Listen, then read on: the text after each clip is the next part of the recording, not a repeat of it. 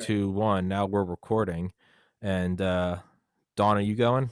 We are also live. I ran your countdown. That's thanks, babe.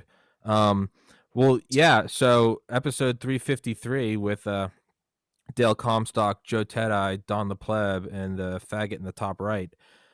We were just talking about before. I didn't watch it yesterday. I was doing other shit. But yeah, the I only caught. I didn't see any of the impeachment. But Teti was no. Well, actually, there's a whole clusterfuck going on. Dale got banned on Facebook for making fun of Australians. And no, Americans. I actually called Americans dumb and got fucking banned for 30 days for hate speech to call Americans dumb. I'm like, I'm a fucking American. The inference is I'm a dummy too, right?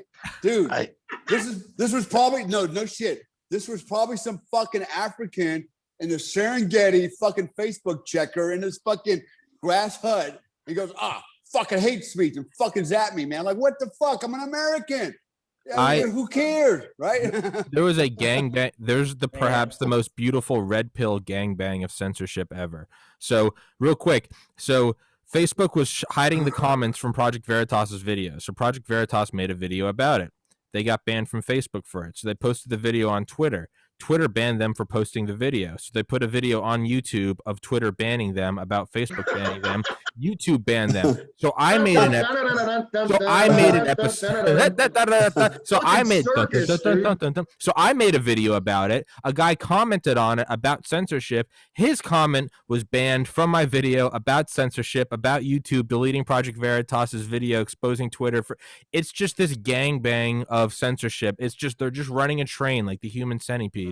Oh man, it really, he's not exaggerating at all. If you say like literally anything about this, somebody comes by and he's like, oh my God, I can't believe you said something about this. The quantity of Karens is fucking ridiculous. Well, it's actually, you know what? I've done 5 episodes by myself in a row, and I don't think anyone wants to hear me talk anymore. So, Ted, I take it away from the top about the sham impeachment. Yeah, so dude, it's so funny. Dale got banned. I'm expected to get banned here because I made a post last night about the whole thing, and I let it fly. You know, I basically said, in not so many words, they should freaking waterboard Nancy Pelosi and Chuck Schumer. Fucking really? I mean, seriously. But anyway, I'm sure I'll get hammered. But yeah, dude. So I didn't watch any of the impeachment. What I did watch was I watched the closing statements, the attorneys, Trump's attorneys, and I watched actually some of the Democrats and Republicans after it, you know, talking on how the word they kept using was eviscerated. Yeah. They kept saying the defense eviscerated, you know, their case. And it was so funny because I watched Hannity last night, and you gotta love that guy, man. He lets it fly. And he kept talking about, you know, how saying Trump said the word fight. We're going to fight. Then they showed like 19 Democrats, Nancy Pelosi, we're going to fight. Maxine Waters. Yeah. Oh, dude, it was so funny. And then the other thing they kept showing was their, you know, the litigation they're trying to put against Trump to impeach him. I think they showed 10 senators saying reportedly, well, guess what, dude? I've been in a lawsuit. Reportedly, don't fucking cut it. Yeah. It's called hearsay. Yeah. Hearsay is not admissible in court. And they showed all of these people going reportedly. It was so embarrassing, dude. I literally started turning red with embarrassment just watching these fucking attorneys, right? Highly educated people look like a bunch of buffoons, like what the fuck? This is the deal with this absolute retard crap, right? Is that and it is, make no exaggeration, no mistake. This is just the dumbest thing that has probably existed in American history, and I am so tired of. I am a constitutional lawyer, and therefore it's constitutional. Like, well, look, you don't. Like, if I already hate you, I probably shouldn't be the judge at anything that happens to you. I know. Is kind of a standard point. It's what is the whole point of the impeachment? Is it on the surface level? Is it like a peon? No, dude. So he can't come back. Oh, he can't. The whole mission is that if he got impeached, He can never serve in any. He And could never hold. He couldn't be a potato gun handler in a freaking in a governor's house. Like That's he the couldn't idea. do anything. You, Okay. He you could can't not come hold. back and run for president. Yeah, you can't hold any governmental Any position office. ever again Yeah. because because of amendments made for the Civil War, right? If you try to fight the United States government, then you can't be a part of the United States government anymore, which is very exciting. Except, and I can't. I'm happy to see this finally getting somewhere beyond just me saying it. The number of people I've seen recently who are like, "So let me get this straight. You think Americans had an insurrection and forgot their guns?" And I know. I know. That's that made sense to you. That's the thing. If Dale shows up to my house and cold cocks me because I made a comment about his family, and then I tried to press that Dale Comstock attempted to murder me, someone's going to come in with Dale's long classified and declassified military history, and they're going to say, "You think that was attempted murder?" Dale doesn't attempt murder. If he slapped Tommy, he wanted to slap Tommy. There was no attempt. Yeah, so that's how it's the idea that all these gun-toting Americans all forgot their guns on the 6th. That wasn't an insurrection. Look, I know factually, and I'm sure I shouldn't even say it out loud, but I know there were an ass ton of weapons in multiple nearby states that readily could have been there on the 6th if anybody wanted to start an insurrection. Oh, geez. It legitimately thousands and thousands of people with firearms, not simply because Virginia exists, but because I know personally other people were like, well, if this turns into a shooting war, what the fuck are we going to do? And I was like, well, if I was you, I wouldn't bring weapons to DC. That's all I'm saying. Yeah, that's So, here's the reality check, man. All right. Everybody's like, we're sitting here constantly defending. Well, if it was really insurrection, it would have brought guns. If it was really this, they would have done that. At the end of the day, none of that fucking matters because it's even fucking Ray Charles and Stevie Wonder together can see that this is all a fucking lie. It's all fucking propaganda. It's all bullshit. Okay. And what's happening is the fucking government, fuck you, fucking government, US government, all you motherfuckers are out there fucking basically manipulating the dumb masses. The dumb masses are all these fucking people that believe every goddamn thing they hear on the fucking news. And Joe, you mentioned Fox News just a second ago. I used to watch them all the time. And I would say fuck you to them as well, because at the end of the day, those motherfuckers are owned by fucking Democrats. They are literally owned by Democrats, and they showed their true colors during the election. I won't watch them anymore either. And they can kiss my ass. I'll do my own fucking due diligence. We'll no longer rely on any fucking news media. But all these other dumb fucking masses out there they'll listen to the fucking media and they will buy into all the bullshit. At the end of the day, the media is nothing more than the propaganda arm of the fucking left wing, the Democrats, i.e. socialist communists. That's what this is all about. All right. And no matter how much we piss and complain about it and moan about it, nothing's going to change because it's nothing but a psyops war. And they're fucking winning. Why are they winning? They're winning because the silent majority on the right goes, well, we're just going to show them when we fucking vote. Yeah, showed us. You fucking showed us shit, motherfuckers. And I'm saying that because you know what? I'm no longer with the conservative right or the fucking, never been with the left, but for sure not the right. I'm now a fucking independent. I was a fucking, I was a Republican. And now basically they can kiss my ass too. Those guys have let us down. They fucking quit on us. All right. They're a bunch of fucking rhinos. There's maybe 7 of them.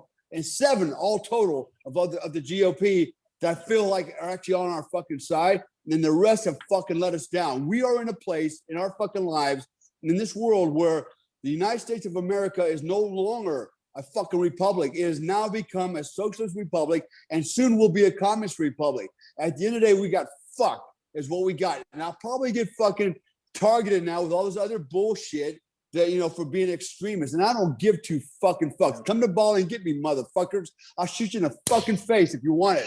But I'm so fucking sick of these cocksuckers, man. You know, and But how do you dumb really masses, feel, Dale? How do you? Yeah, right. Well, Hold back no, now. you know what? Nobody wants to fucking tell the truth. Nobody wants to say what's real, man. Everybody wants to go, well, they want to make excuses, right? Well, you know, this or that, you know, we could have had more guns, but hey, we know what's going on here. This is a fucking full-blown fucking psychological, it's an IO operation by the fucking left. They stole the fucking they stole the fucking election. They have manipulated us. The fact that they're going to try to impeach Trump for something he said, right? And he didn't actually do that. Yet the left wing is doing all the same shit they're accusing the right of. How the fuck does that work, man? I said earlier, Ray Charles can see this shit. He can see the fucking reality of it, and we need to stop bullshitting each other and stop fucking lying and start deciding what are we gonna fucking do about it. We're just gonna keep rolling over. The next step is they're already talking about taking our fucking guns, fucking taxes, taxing ammo, fucking psychological evaluation. This is all a way to fucking disarm us. You know what? And the dumb masses out there will go, oh, I can't afford it. Here's my fucking gun. You know, at some point, you got to go, fuck you. It's fucking game. It's go time. It's go time. We're going to fucking guns and let's get it on. And that is in the bullshit. Bill. That is in the bill that Dale's talking about. I read it. It's in the bill. HR 127. Yes, that's it. I read it. I pulled it up. Yeah. It's in there. And more. It's pretty scary. It is. It's pretty scary stuff. And for those of you that are watching, don't take our word for it. Like Dale said, do your own homework. Pull it up yourself. Go to the .gov and read the bill. It's right in there in black and white in plain text. Welcome to what is becoming. God, I'm gonna get myself distracted. Welcome to what's becoming the new method of, or rather, I guess I should say, has become. Because if you go watch the news, you'll get lots of excerpts out of these bills. When I talked about HR 127, I got a few weeks ago now. It was, look, I'm not going to read you the whole thing. Links in the description. Go read it yourself, right? Because there is no way I can give this thing its credit for how freaking horrible it is. And it is, right? There's no two ways about this. Everything that you've always been told that, oh, they're not coming for your guns. They're coming for your guns. It's in there for sure. It's in there for sure. Yeah. And it's they're trying to me, the big thing is I mean, sure, yeah, you have to have a psych evaluation, you got to pay these taxes and stuff, but then the meme responses, well, I had a terrible boating accident, I don't have them anymore. Yeah. The real teeth to it though is because that all requires compliance, which Good luck. if you exactly right, wink wink nudge nudge. The thing about it though, and I don't know if this is the same bill, but it was, I believe, or maybe it's proposed as an executive order, is the unwarranted, so the lack of warrant, they no longer have to have a warrant to come to your house to take guns on suspicious that you are dangerous. So there's two different things that you're talking about there. One is a court case that is trying to expand exigent circumstance searches, where cops are doing like a welfare check and they can come confiscate your guns through a welfare check, which is just absolute horseshit, right? That there's no two ways around that. That is bullshit. It's quite literally any interaction with the cops, then they can search for and confiscate your guns. That's the court case that's rolling through. And HR 125, I think, is right along the same lines. It's basically red flag laws as a bill. And red flag laws are, we think, someone said something nasty about you to a judge anywhere on earth effectively, and therefore we can come confiscate your guns. Mm-hmm. And both of them are just overt anti-Second Amendment crap. That's just what they are. Well, actually, it can go so far as somebody like your ex-wife and go, I think he's mentally unstable. He might hurt himself. Yeah. Yep. Right? Yeah. No, that's it. And that's all they fucking need. That's all they need to come to fucking, to violate your Fourth Amendment rights. Mm-hmm. That's what it comes down to. And I'm going to go back to what I said earlier. I got to say this because if you're listening out there, you know what? You better fucking think about this. Hopefully you're not one of the dumb masses. The fall of the Roman Empire. The fall of the Roman Empire was for that very reason. The Senate said, hey, if we fucking give the dumb masses bread and circus, they won't pay attention to what the fuck is going on. Yep. Right? And guess what happened? Eventually, the goddamn, Roman Empire collapsed because of this shit. And that's where we are today. If you fucking think for a minute, well, we don't need fucking guns, you're a fucking fool, man. You are a fucking fool, because some of us have been out there, okay, in the world. I've been over 90 fucking countries, and I see what happens when people don't have fucking guns and they don't have a way to defend themselves. And the only people that got a fucking gun is the fucking government and the fucking bad guys. You're a fucking idiot. If you don't think you need a fucking gun, just fucking move the fuck out. Get the fuck out of here. You don't even listen to this fucking podcast, man. The wildest fucking fool. Yeah, I'm sorry, man. I'm sorry, man. But I'm so fucking mad. I'm so fucking tired of this shit. I'm tired of the fucking pacifism. I'm talking about the kumbaya. Hey, can't we all get along? Hey, fuck you. You know what? There's some of us out here that been there, done that, and we know what the fuck is going on. All right. And then, look, like I said earlier, man, goddamn, even Ray Charles and Stevie Wonder can see what the fuck is going on. If you're not smart enough to see that yourself, you're a fucking ignorant fuck, period. I don't give a fuck. Hate me for it. I don't give a fuck, man. You know why I love having Dale around? I love you, Dale. Why? I love you, Dale. 100% of the time that we talk, I am like, a week before we talk, I am ragingly pissed off about something, right? And I'm over here, and my example of the moment is exactly what you're just saying. Like, look, you stupid fucks, if they're coming for the guns, that means you need guns.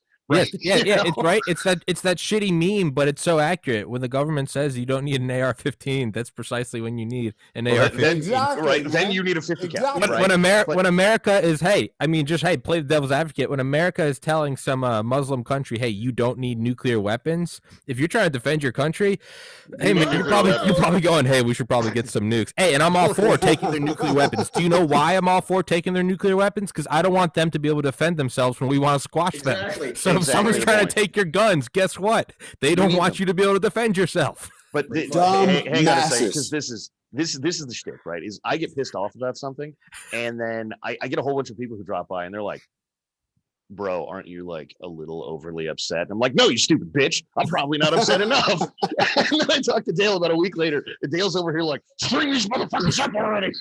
You know what it is? It's the lack of patriotism. It's the lack of patriotism in a lot of people these days that really burns my ass. And I'm going to say this, and it's the facts for those of you that say it's bullshit.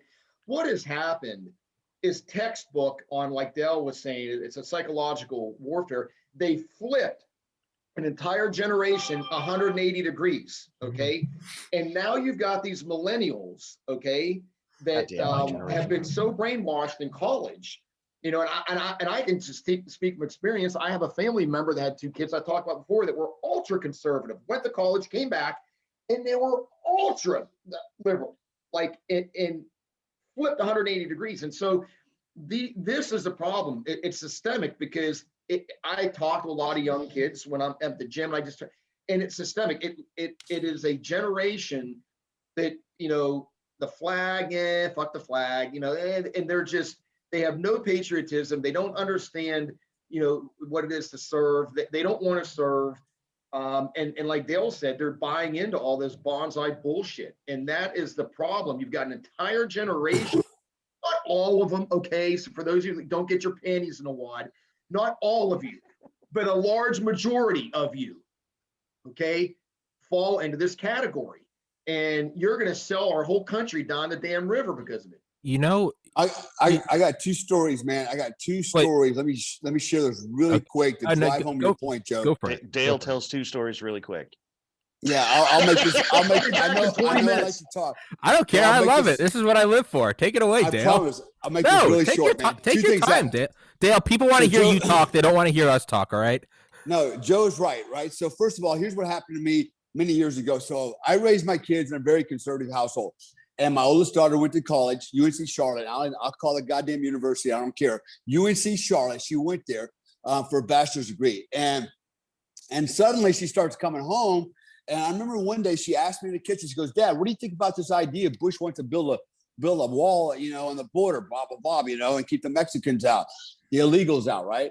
And that's what you are, is a fucking illegal immigrant. You know what? You're a fucking illegal immigrant. And I'll say that again, right? And so Yeah. And she said, what do you think about that, Dad? And I said, you know what? Build it higher and put machine guns on it. And she goes, but why? They're just trying to get here to get a better life and a better opportunity. I go, you know what? I said, when they come here illegally, because by the way, my mother, her grandmother, all right, is an immigrant. All right, but she did it the right way. She fucking paid the price, did what you're supposed to do to become American citizen. All right, I said, when they come across the border and they take these freaking jobs and they do all the things they do, they use our infrastructure, blah, blah, blah, blah, blah. I can go on all day long. I said, basically, that costs us as taxpayers. I said, it's going to cost you. And it didn't sink in, I could tell, right? It just didn't fucking register. Like, okay. And about a week later, I was in Florida. I got a call on Saturday night, and it was late Saturday night, like 11 o'clock, and my daughter's on the phone screaming hard. I go, what's the matter? She goes, I just got in a car accident. What happened? She goes, this car just pulled out in front of me, freaking at a red light. They pull out in front of me. I T-boned them, flipped the car, right? Blah, blah, blah. Ambulance showed up, cop showed up. In fact, the cop was talking to my daughter while she was talking to me, and she was injured, right? And so she's freaking out. And I'm telling her, shut up, okay? Watch what you say, just shut up, and we'll talk about this, right? So here's what happened was this. 2 Mexicans, both illegal aliens, could not even speak English. All right, driving this car, ran the red light. She T-boned him, knocked him over. All right, they hauled one guy off to the hospital. The second guy, he wouldn't answer any questions for the cops. He couldn't speak English and wouldn't answer in Spanish, right? And so, all right, so the report goes in. About 3 weeks later, I get a phone call, and I'll call out the company again, State Farm Insurance. State Farm Insurance calls me, goes, Mr. Comstock, we're gonna go ahead and we're gonna settle out of court, and we're gonna, we found, judge, we're gonna pass judgment, give judgment to the plaintiffs, the defendants. I mean, the Mexicans, right?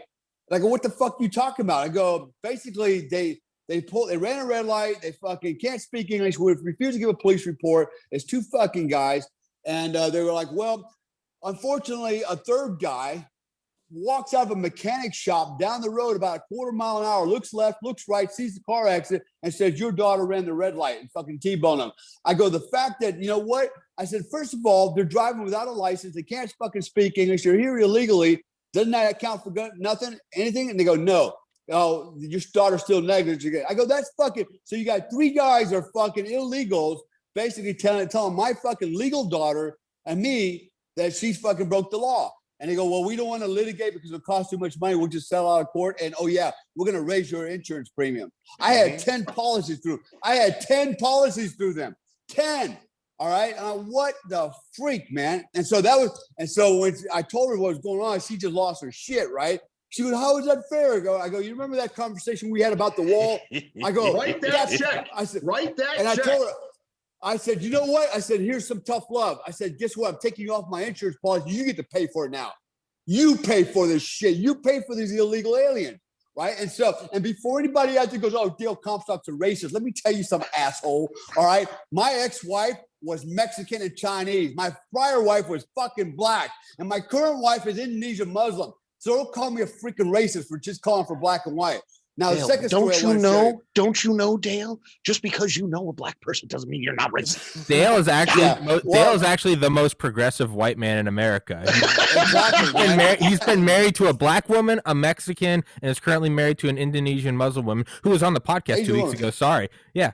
Exactly. Right. So, but that's, people can't handle the truth. Right. So they make up all kinds of shit. Here's my second story real quick, and I shut up. So the second story is, we talked about the millennials, the new generation. And Joe, you're right. Not everybody falls into this category. However, in 2010, I was in an operation in Afghanistan. Right. And so it was 2 of us. You know the story, Joe, how it goes. Right. So my counterpart went downrange and supported a 3-day fucking military operation on the border of Afghanistan to fight Taliban. It was a big operation. Basically, he took 2 of my platoons. I kept 1 platoon in reserve as a QRF, quick reaction force. Well, what happened was this guy's the platoons are patrolling along. There's a fucking MRAP out in the open, about 500 meters out in front of them. It's been fucking hit with RPG, small arms fire, and American casualties laying around the vehicle. As they approached, they noticed an entire American platoon sitting under a freaking tree. And his question was to them, why are you guys sitting here? And why are you not going out and pulling your guys out off the X? right? And you know what the response was? Hey, Sarge, it's hot out here. And they had their load-bearing equipment off. They had their shirts open, and they're sitting in the goddamn shade. So what happened next was my Afghans, the guys that we trained, ran out there and pulled these freaking Americans off the freaking X, brought them back and started triage and pull medical, medical support on them, while the Americans watched. And so he questioned the commander, who's a captain. He goes, "What's going on here, sir?" He goes, "Why don't you have control? Why are you not doing this? Why not you doing your freaking job?" And he's like, his answer was, "They won't do what I tell them to do. They won't listen. They're not acting." And these were all, this is the new, this is 2010 now. Okay, 10 years ago.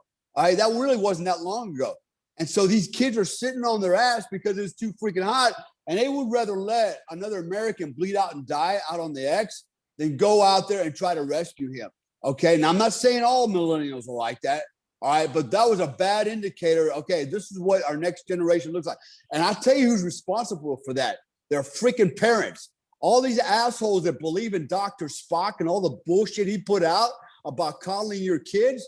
This is the consequences of that. And it's only going to get worse in the future. All right. Our warriors are freaking gone, man. Gone. Let me hand you a story of roughly the same time frame, right? Because apparently this is the turning point, is almost exactly right then. Because I was in Afghanistan in 2009, right? So like the same time.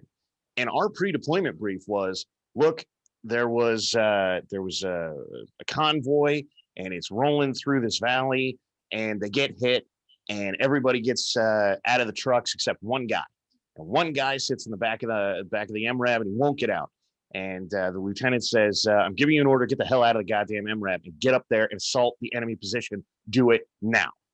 And guy says, "Oh, I'm not going to do it. I'm afraid." So lieutenant pulls out M9, puts it to his forehead and says, "Now you are absent from your position in front of the fucking enemy. And that cannot stand. Get out of the fucking MRAB." And the guy says, "I'm not doing it." So lieutenant pulls the trigger, gets out and assaults the fucking position.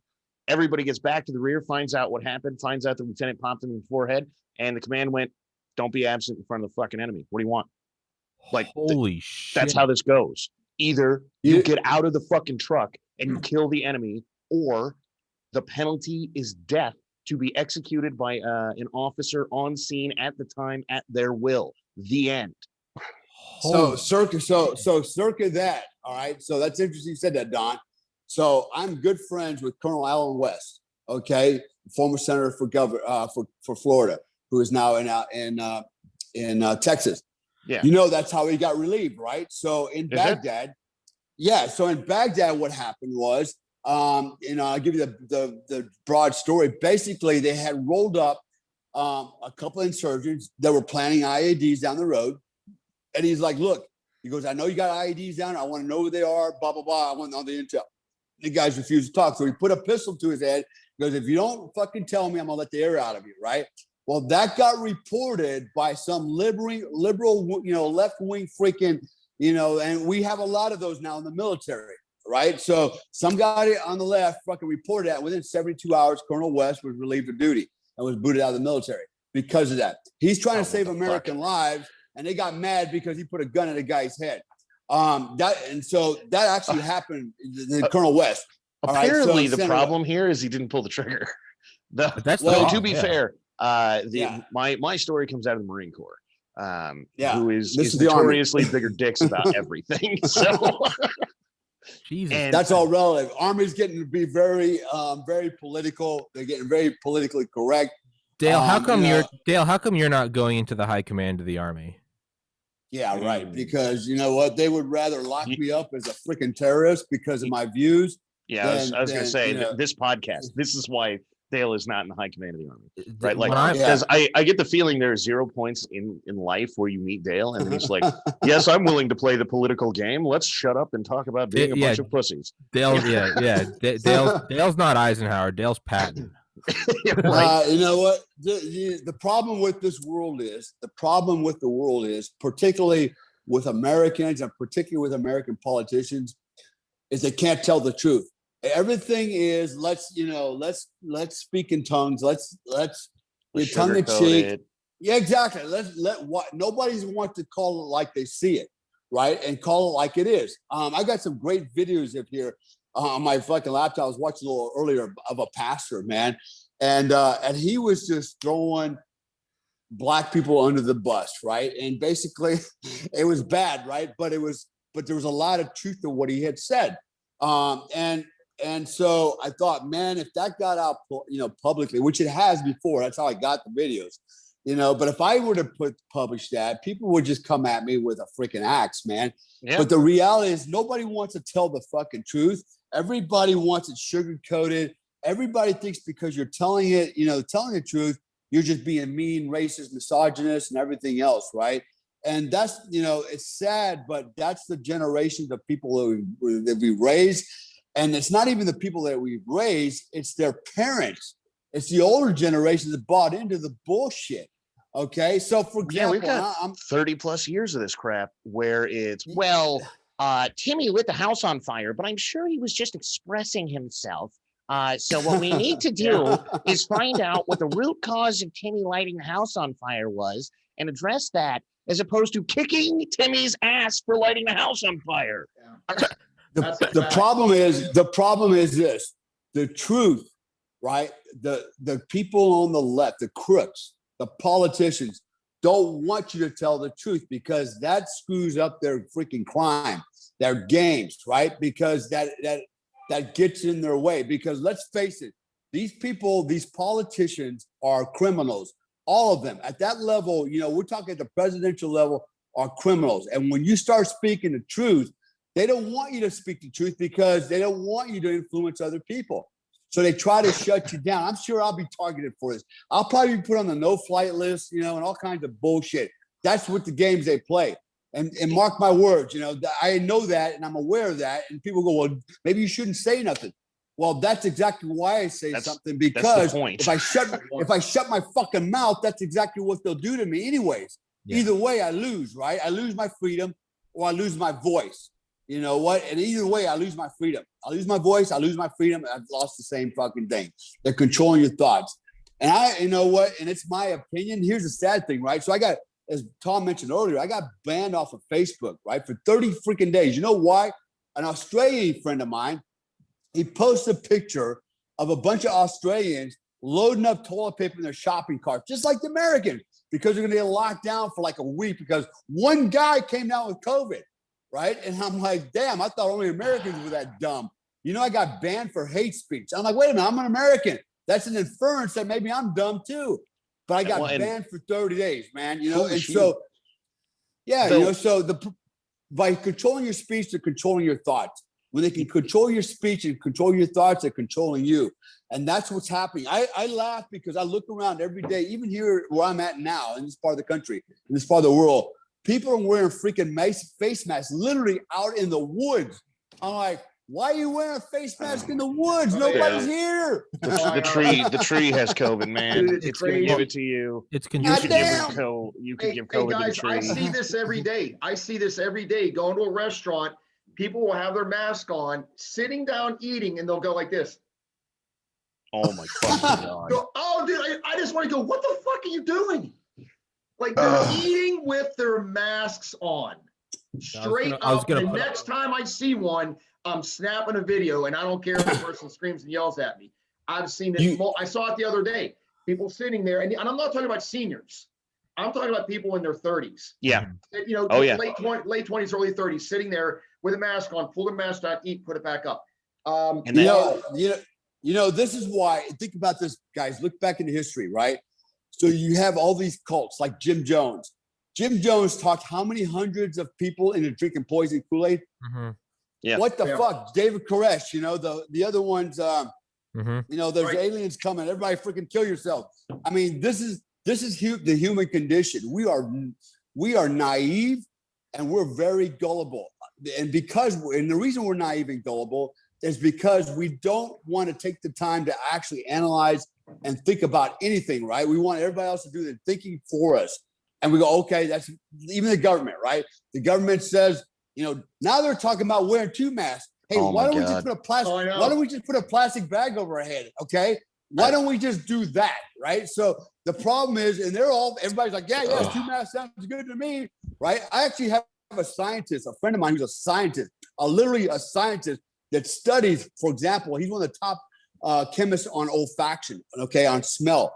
And basically what he told me was the standard mask that everybody's wearing, okay, is 100,000 times bigger than the actual coronavirus. He goes, it just goes right through and like a goddamn fucking chain link fence. He goes, what makes you think 2 is gonna fucking work, right? And so everybody's like, yeah, that's a good idea. That's what the World Health Organization says. That's what freaking CDC says. So it must be fucking true. Let me tell you something. Here's what I do know. All right, for everybody out there's listening, I got a fucking doctoral degree, and we're some of the dumbest motherfuckers on the planet. Okay, just because you got a fucking doctorate and advanced degree doesn't mean you got fucking common sense. You get caught up in your own little fucking world, right, in this fucking academia thing, thinking that you fucking got it all figured out. When the reality is you don't have what's called effective intelligence. Effective intelligence. There's a huge difference between effective intelligence and academic intelligence, and that's what these guys are. That's what these guys are freaking lacking. Like this guy fucking Fossey, man, that fucking turd. Right? Last year he said you don't need a fucking mask. Now he says you need 2 masks. Well, what is it? How about a fucking plastic bag? You're late to the game. He's a subject matter expert. He already rolled back on 2 masks, right? Within like just a couple days. Are we on 3 now? Like, he did. No, he comes out the first week and he goes, well, if 1 mask works, it's just common sense that 2 works better. And then like 3 days later, he's over there and he's like, well, actually, it turns out there's no science about this. So Actually, maybe 2 masks doesn't work better. We don't really know. And then just 3 or 4 days after that, the CDC updates their guidelines to say wear 2 masks. And I was like, hey, so you assholes have no idea what you're doing. That's how about the other one? The what is it called? The dexachloramine or whatever the freaking is now, right? So all this time they're literally disbarring people. They're taking people's freaking medical license. They're banning them on YouTube for even touting that this freaking this antimalarial. Yeah, exactly. Dexachloramine, that it actually works. And now the World Health Organization CDC come out and go, well, maybe it does kind of work. Like what the fuck, man? Remember Trump when he was like UV light works. He was like UV light works, and they're like the idiot wants you to inject sunlight, and now they're showing that actual high frequency UV light. And Clorox, right? So here's the funny part about Clorox, right? Bleach, right? Fucking what an idiot! Fucking put bleach in your bottom. Hey, by the way, in the U.S. Army, actually in the U.S. military, what do? We put a cap of Clorox, fucking bleach in our fucking drinking water. All right, to fucking kill the goddamn bacteria and viruses in it. And they're actually using UV light and basically inserting it into people's body to kill fucking viruses. If Trump wasn't off, man, you know what's off is the fucking low intelligence of the majority of American people. Actually, not just American people, all people, international. Yeah, man. The fucking cooties thing has been just peak stupidity from the very beginning. I was out here and I was yelling at people as loud as I could, like stop being afraid of this, because they're look, I'm not saying the virus isn't real. I'm sure it's fucking real. I'm sure that everybody gets their goddamn little cough and they mistake it for a sinus infection or seasonal allergies or some other crap. But if you stay afraid of this thing, they're going to come for you. And the things that are going to come out of this are going to be ridiculously horrible. They will take every fucking thing from you. And at the beginning, it was, oh, Don, you're just a conspiracy theorist, wacko, crazy person. Well, here we are, 400 days into 15 days to slow the fucking spread. Yep. Like, I mean, exactly. Dude, I'm listening to War State by Michael Swanson. He's an author who's going to come on the podcast, but it's all about the military-industrial complex. This is an old book. Well, he's talking about old shit, and he's going into a quote from one of the early, I think George Tenet, the guy that set up the CIA, or Wild Bill Donovan, or one of those fucks. I say that lovingly. Is they talked about the problems with like the war powers and like this, the problem the founding fathers had with the standing army, the whole idea about the running military industrial complex after World War II. You can't just start up an assembly line of Sherman tanks. You have to have it going. But they warned in the 40s, they said whenever there is an emergency, there's going to be issued broad powers that they're never going to give up. And so this quote was from the 60s, and he's like, now here we are, 1965, 20 years after World War II, and they're still using tax to try to pay off what we spent.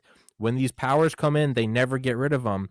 But it's just, it's a timeless tale because now here we are in 2021, right? Contact Yeah. tracing, forced Oh my forced God. vaccines. Canada, the quarantine camps. The quarantine camps have started in Canada. Yeah. And we've basically got all the precursor to them here. And there's a lot of talk that is very much, well, we may have to quarantine people who won't get the vaccine for at least 14 days. And my first thought was, so let me get the plan straight, right? Is that if you won't get the vaccine, we're going to lock you in a space with a bunch of other people who won't get the vaccine, which guarantees that somebody in there is going to get this thing. Right. And by the way, no one's going to notice, but they're going to run around and test everybody. And so they'll find out. But they're not going to know they've got it. And then once you've got them in there for 2 weeks, you're going to go, oh, well, you on day 10, you tested positive. So now we're going to lock you down for 2 more weeks. 14 days. And after that, you only have, according to them these days, you only have durable immunity for like 2 months. So every 2 months, you're going to have to spend a month in one of these things. Fuck that. I mean, come on. Ain't happening. So the question is, right? So here's my question all the time. Okay, so you just mentioned durable immunity for 2 fucking months, right? Yeah. So you catch it naturally. So, all right. So how does the vaccine give me more than 2 months durable immunity? It doesn't. Oh, they're talking. You will need a booster shot once every 90 days. Yeah, for something that has a 99.6% survivability rate. More people die from the cold. Yeah. Well, did you know in 2020 right? did you know cured influenza? Did you know in 2020 that ironically, miraculously, that common cold, common flu deaths were down 97%? Zero? Yeah. Yeah, zero. Oh, yeah. Wow. It's like 3,000 or something. Yeah. Like, it's an absurd thing. Like, well, somehow or another, literally nobody died of the flu, but hundreds of thousands of people died of cooties. And it's bullshit. At the point where we know for a fact, and I'm just going to say this as hard as possible. If one person, and we know this is true, one person got into a motorcycle accident and was classified as a COVID death, it's all bullshit. Yeah. Right? That doesn't happen by accident. Yeah. Stop it right now. Well, it's because motorcycles transmit goddamn COVID. It's a moving vehicle. There you Come go. on, dude. That's the It's in gas doctorate tank. speaking. This is the PhD speaking. This is And you know what? There are morons out there that would actually believe that. I'm telling you right now, there are morons out there who will believe that fucking cars and motorcycles transmit fucking COVID. Oh, it's like going around for a ride. Maybe you don't remember. That was the beginning of this, right? Is how long does it survive on what surfaces? You know what we Exactly. need to do? You know what we need to do? Well, first I was going to say there's a book. It's like a 30-hour audio book. I haven't finished it. I started it last year by Nicholas Wachsmann, Wachsmann. It's called KL, which I guess is the German abbreviation for concentration camp. So it's KL, a history of the Nazi concentration camps. Nicholas Wachsmann. This book, it's unlike any other book about the concentration camp. Has nothing to do with World War II. That's just like a distant thing in the background. It's just all about the first camps being set up in 1933 through the liberation in 1945. Yeah. It is terrifying how slow, and it really is just a dun dun dun dun dun dun dun dun dun dun dun. But they talk about the early camps. They would go. The guards and the prisoners would hang out. They'd share smokes, and it was just they'd write home. They'd be like, "Yeah, they're just keeping me here for 14 days, and then you could leave, and then you get thrown back in because instead of COVID, you were testing positive for communism." Which I don't know. I could kind of agree with that. Put it in a can, maybe we should have this idea. Hey, but hey, you know what? Common ground, whatever. But seriously, the point is it's the slow escalation of, well, now we have to stay longer. And then there's the first one of like, well, now they frisk you. Make sure you don't have any knives because they don't want people getting angry in the camps. And it's slowly, at no point was there a point where they go, it's fucked now. It's just, it starts with you playing cards with Dimitri over there or Herman.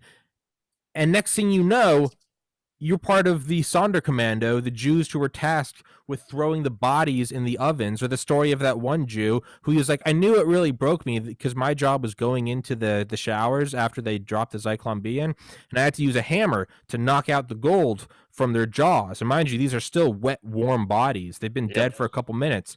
And I realized, this is his quote, I realized I was broken when I was smashing the teeth out of this one bloody face with a hammer, and I realized I recognized the face as my wife. And then I just went to the next body because I just didn't care anymore. It starts with card games and writing home, and it goes to that. This is how it starts. Tell me, you're a conspiracy theorist. 14 days to flatten the curve. Now it's February 14th, 2021, and it's COVID is raping you to death. Stay inside. It doesn't stop. This is the shtick, It's right? like- Because I see people do this all the time. We're like, well, literally nothing happened, and then we were killing the Jews in World War II. Like, no, every damn thing in the world had one little reason, one little excuse, one little thing. Like, it has to be a slow walk. You cannot go from everyday Americana over to, okay, so what we're going to do is kill the wrong thinkers in 5 minutes. That's not how it works. And we're mid the game right goddamn now. And everybody's like, well, but this is super important because, this isn't like just no reason. It's a health risk. Like, of course it's a health risk, bitch. What did you think it was going to be? Did you think they were going to come in and go, well, all right, get in the camps, white people? No, it's going to start as it's someone like Dawn or myself. We can't go get a smoke show Sports Illustrated model. You know what? But if you start months ahead of time, and with a very slow game, and then the day of the party, you start very slowly with just some talking, smooth riding, and even then, if you get lucky, it starts with a very slow and gradual foreplay. It's only at the end that you realize, oh my God, Dawn's fucking the cover of the swimsuit model. How'd that happen? What happened to Dawn? Don't worry about it. I'm still here. I thought your wife just killed you. I thought I was talking. I was like, oh shit. That's what happened. Tom, It's like the scary thing is too, what we're talking about is all common knowledge stuff. And I had this conversation with someone the other day. All right, we're talking about common knowledge stuff. What really scares me is the stuff we don't know about. Well, Can you imagine like what we know now to be true, but what else is going on behind the scenes that we don't even know about yet, that we haven't even thought about yet? That's what kind of scares me. This is the shit that gets me called a conspiracy theorist like every other minute, right? Because the next layer of this, I think, is pretty clear. And I think enough people have laid it out that, there's not really an argument anymore. But the Great Reset thing is fucking real. This idea that you're going to live in a bubble and eat bugs and you will own nothing and there will be no privacy. And you will be happier than you've ever been in your life. And, you can't have any wrong think and on. And this is all laid out in a whole ton of documents. And everything that we do moves closer to it. And, you say that and you get, like that's really happening. Like, there are people giving conferences on this at UN organizations that they then put on YouTube. Fuckface. The heads of the World Economic Forum, are literally walking out in front of the, not even in front of the JP Morgan, the Citigroups. It's almost comical how evil it is in front of Rothschilds. Yes. they're like, you will own nothing and you will be happy. The Great Reset. This is just, we've been handed an opportunity to, what do they want to do? So we're seeing it right now, right? What do you do with COVID? You take people away from public spaces. They can't communicate. All communication has to be through electronic devices because the world's too evil, like we're doing right now. If everything is on a medium that they can control, which we're seeing with Parler, Project Veritas, Donald Trump, Alex Jones, Milo Yiannopoulos, they can terminate it. The next step in that is, what's the next equivalent? You get rid of all small businesses. So everyone has to. So what do we see in there? What did we see in the 60s, right? There were 600 news corporations. And then what do we see now? 6 news corporations. What did we see in the early 2000s? We saw hundreds and hundreds of different websites. Now we see Reddit, Instagram, YouTube. Well, YouTube and Google are one and the same. Facebook and Instagram are one and the same. You see consolidation. Now, if you do any wrong thing, you get banned from all of these. It gets coordinated. So what's the next step in that? You get rid of every mom and pop store, every Food Lion, every Kroger, and you're going to have Walmart, and Amazon, and Yeah. that's it. And so now they don't just cancel you from YouTube. Now they cancel you from being able to pick up a prescription, from being able to get bread, and no one will care because they'll go, well, that guy shouldn't have been a fascist. Mm-hmm. Well, do we all know what Operation Choke Point is? And I know like for those people who are watching, they're my viewership. I know I talk about it all the time. No, I don't. But it's pretty goddamn important. I don't know it. So during the Obama administration, Obama created in 2014 a new arm of the FDIC, Federal Deposit Insurance Corporation. And I forget the name of this stupid thing, but I have a whole little video series on it. Go forth and watch. And this whole thing, its job was to police banks to get them to do the right thing, to be on the right side of history and all this other kind of bullshit. And what they did, and I'm not kidding, is they went to banks and they went, we find these people distasteful. So if you do business with them, we will revoke your FDIC insurance, which means that you can't be a bank under US law. And so you started seeing this wave of people losing their bank accounts, their home loans, any sort of transaction with a bank. And the result of like home loans was, well, we're canceling your home loan, so pay all of it now. Or we'll go after you in court or foreclose your house. And the whole point of this was that they quite literally came up with an ideological list of undesirables, people who sell guns, prostitutes, there's a list, and it's, if you fall into one of these categories, then the banks have to get rid of you. And you still see it happening right now. It happened to Enrique Tarrio, head of the Proud Boys, about 2 months ago now. Somebody came down and told him, hey, you no longer have a bank account with us. We're mailing you a check. And it's there was a big scandal about it back in 2014. People wrote a bunch of articles and there were some hearings about it. No one was ever punished. No one was ever removed from their position. The new arm of the FDIC remains to this day. By the way, large portions of the leadership are exactly the same today as they were in 2014.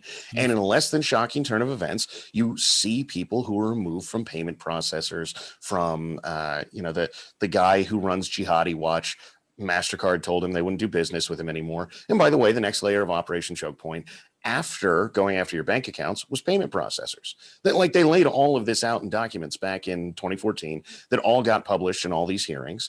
It should be common knowledge. Nobody knows. Nobody cares. And we're all surprised when these deplatformings happen.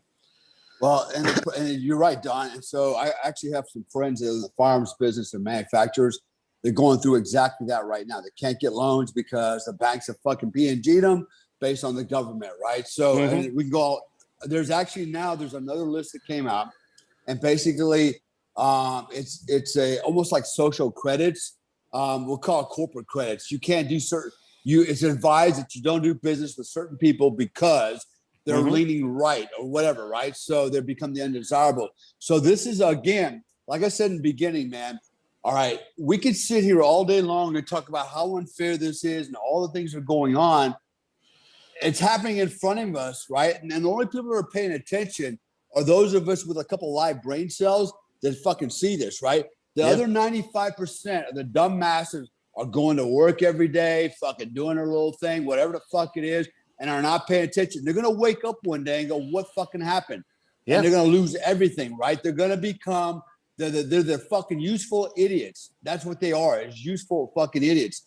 Those of us that are kind of paying attention to what's going on, we're gonna get rounded up someday. If we're not fucking exterminated, we're gonna get rounded up. We're gonna be the ones that get our fucking credit fucking jammed up, have our fucking bank accounts emptied.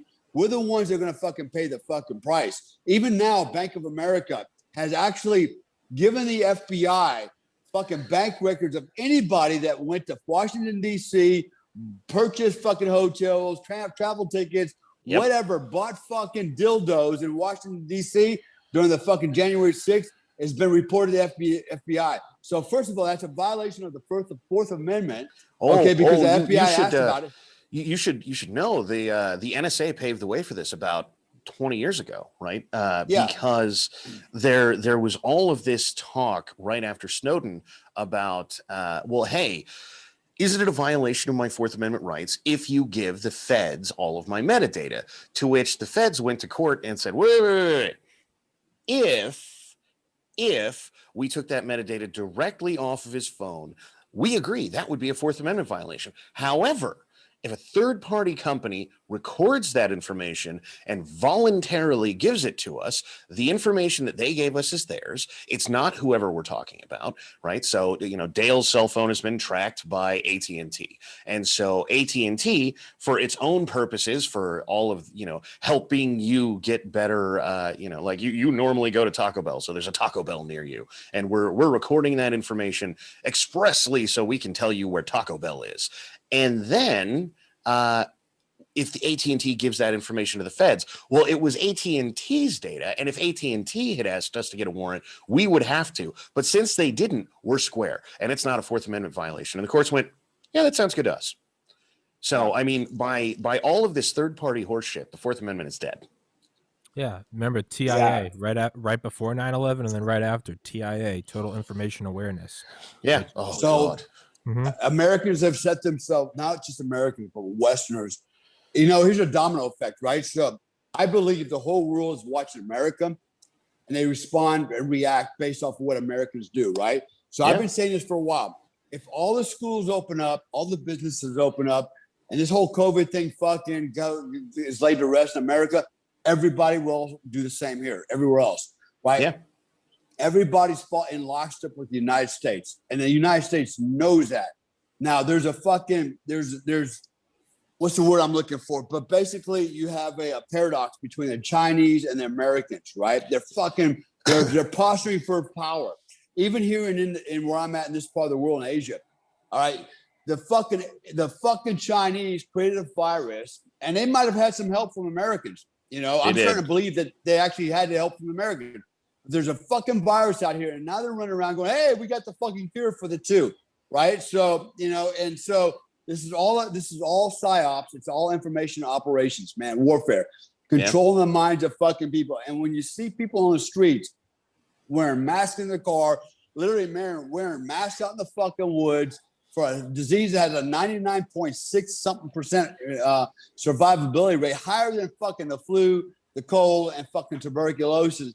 They've been brainwashed, and we're fucking, and the problem is, and you mentioned it earlier, when they can kill businesses, the middle class, and they can lower us down to the lower class, what happens? We become dependent on the government for everything we need and want. Mm-hmm. And that's when we got us by our fucking balls, man. And then when they take our weapons away with it, we have no way of fucking pushing back. We're fucked. This is the story of socialist and communist countries everywhere, right? It used to be when Venezuela was a big name in the news that you would see people posting pictures of like cereal aisles in Venezuela, and it's one brand of cereal, and everybody looked at that and was like, you get the stupid socialists of the world going, well, yeah, but like how many brands of cereal do you need? And that's not the point. Right. If there is a single point of failure, you control it the moment you control the single point of failure. You simply cannot control to the same effective degree hundreds of thousands of things working autonomously on their own, doing whatever they want, the way that you can control one thing.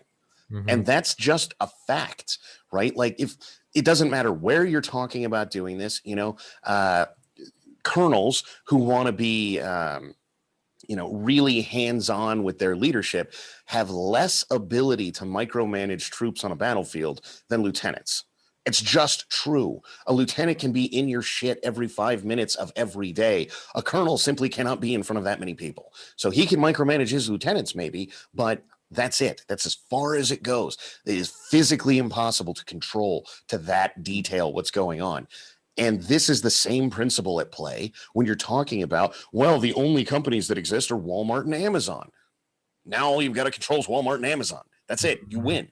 If you've got to control mom and pop store on the corner, mom and pop store is going to be like, no, I'm not doing any of that. Fuck you, Yeah. No, it's the same.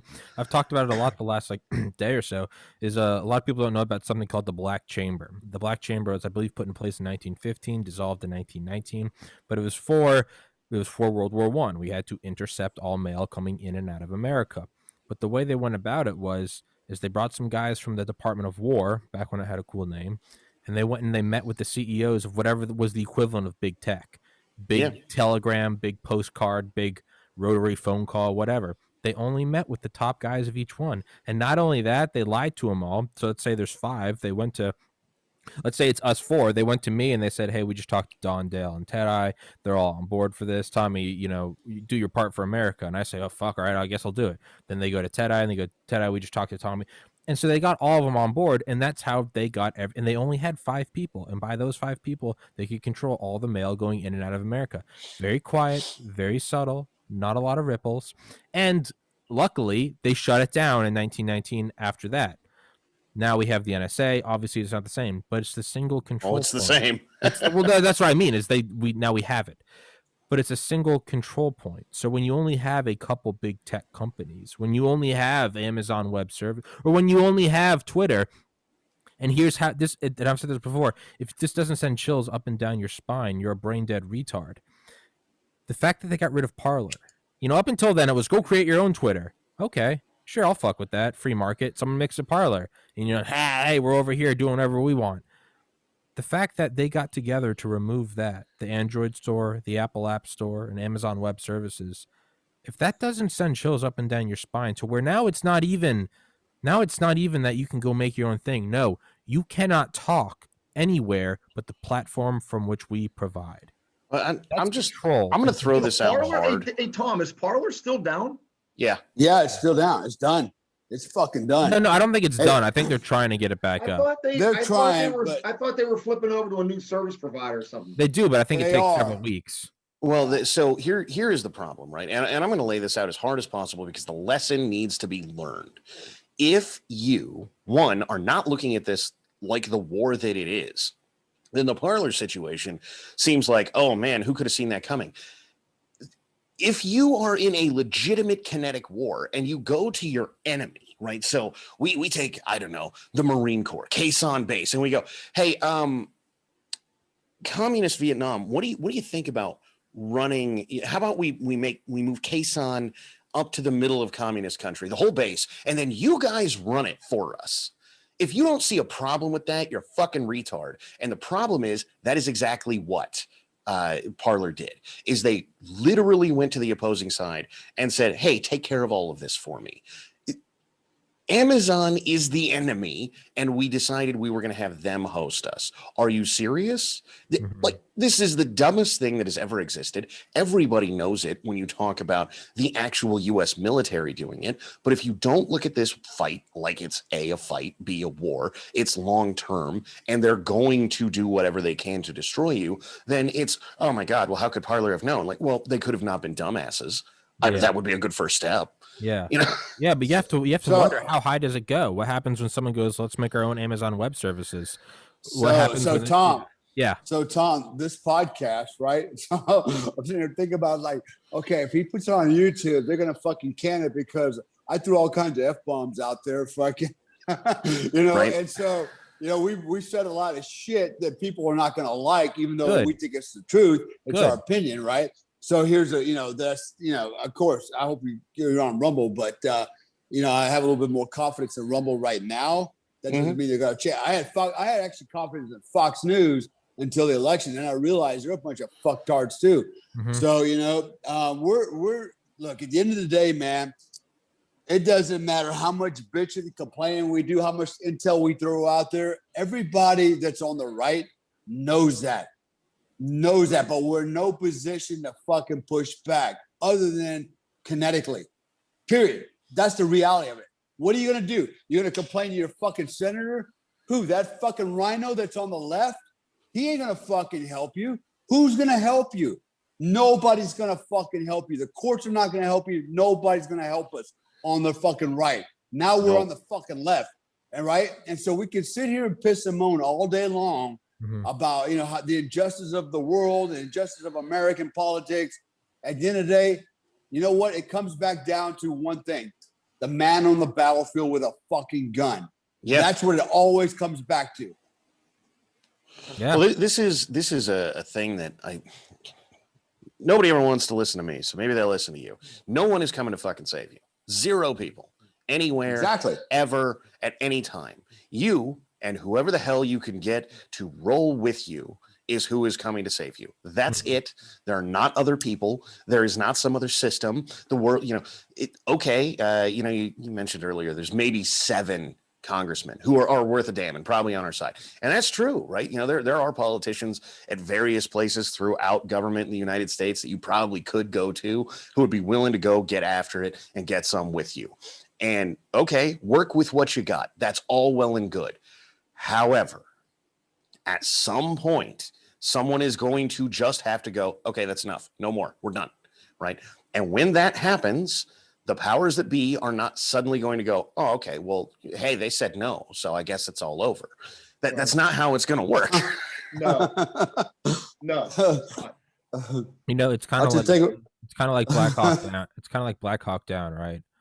When Mike Durant's sitting there, where's the rescue squad? We are. Right. We're here. Oh shit! I'm like, where's the rescue squad? I got Don, Dale, and Ted-Eye. They're like, we're it, and it's like, no. All right, well, let's pop some skinnies. Let's do it. It's that's how it goes, though, right? It's, you know what? I would like to issue a formal retroactive temporal apology to Patton, to George Patton and Curtis LeMay, both who wanted to destroy the communists back then. Patton wanted to keep going. LeMay used to say, if what LeMay said about about the Cuban Missile Crisis is, with a little more luck, we could have had World War III. They wanted to just get rid of them all, and they should have done it, because this is where we are now. They saw the cancer cell then, and they said, let's excise it. And everyone said, let's go home. Let's go home. You really want to have a mind fuck for a minute. Go back and start watching the American War Machine. And this bugs the fuck out of me for, I'm sure, the same reason it will the other 2 guys on the podcast that did military things. Go back and look at American foreign policy on which wars are popular, which wars are unpopular, which wars we are willing to support and actually get things done. And there is this really shitty correlation that if we are fighting against communists, the war is unpopular and we hate it and we should stop supporting it. If we are fighting in any way that supports communists, World War II, for example, then it's a good thing and we totally should have done it. And by the way, the truly crazy part of this is, right up until, for example, the Iraq War, we said the dirty commies that are out in the middle of the fucking desert that want to start their own little commie caliphate, fuck them too. Right up until we said that, the Iraq War was popular. That's how fucking accurate this correlation is. And it's creepy and it's shitty and I fucking hate it. You know what we need? Well, you know what, Don? And so let me just jump in real quick. Yeah. I actually told this to somebody a couple of days ago. I gotta go pee. So my son is a Green Beret. He's a Ranger, Green Beret. My sister was in the Navy. My brother-in-law was in the Navy. My father was in the Army. My uncles were in the Army. We have a long lineage of veterans in my family. And I look at it now, and I actually called my son about 2 weeks ago. I said, listen, man, when your freaking time of service is up, get the fuck out. Because if you go to war, you know what you're going to be doing? You're fighting for socialism. You're fighting for the same shit I was fighting against and your family was fighting against. Socialism, communism, and you're going to now be defending it. I said, these assholes at Biden and Kamala Harris, these fucktards will get you fucking killed to promote their political agenda. And that's it, man. It has nothing to do with freedom anymore. It has nothing to do with our Constitution. It has nothing to do with being an American patriot. You are cannon fodder. And I encourage them. I said, get the fuck out of the military today and bring your friends with you, man. We'll find another fucking job for you. Use your skills somewhere else. Do you know about the stand down? What's that? Do you know about the stand down? Oh, yeah, man. I heard about that. I heard something about them going after people that are ultra conservative or something. Yeah. What is that? What was that? I caught a glimpse of that as well. That they're targeting ultra conservative people because they thought there were military people at the Capitol building that day. Yep. So that's it. The one of the first things that the Biden administration did is order a 60-day stand down for the entire U.S. military to find political extremists within the U.S. military. And I still know some guys who are in, because that's how this game works, right? And they're like, look, I'm not going to lie to them. you want to come down and ask me whether or not I believe X, Y, or Z, I'm going to tell you. And if they decide that makes me an extremist and I need to leave, then that's fine. But I'm not doing any re-education camp shit either.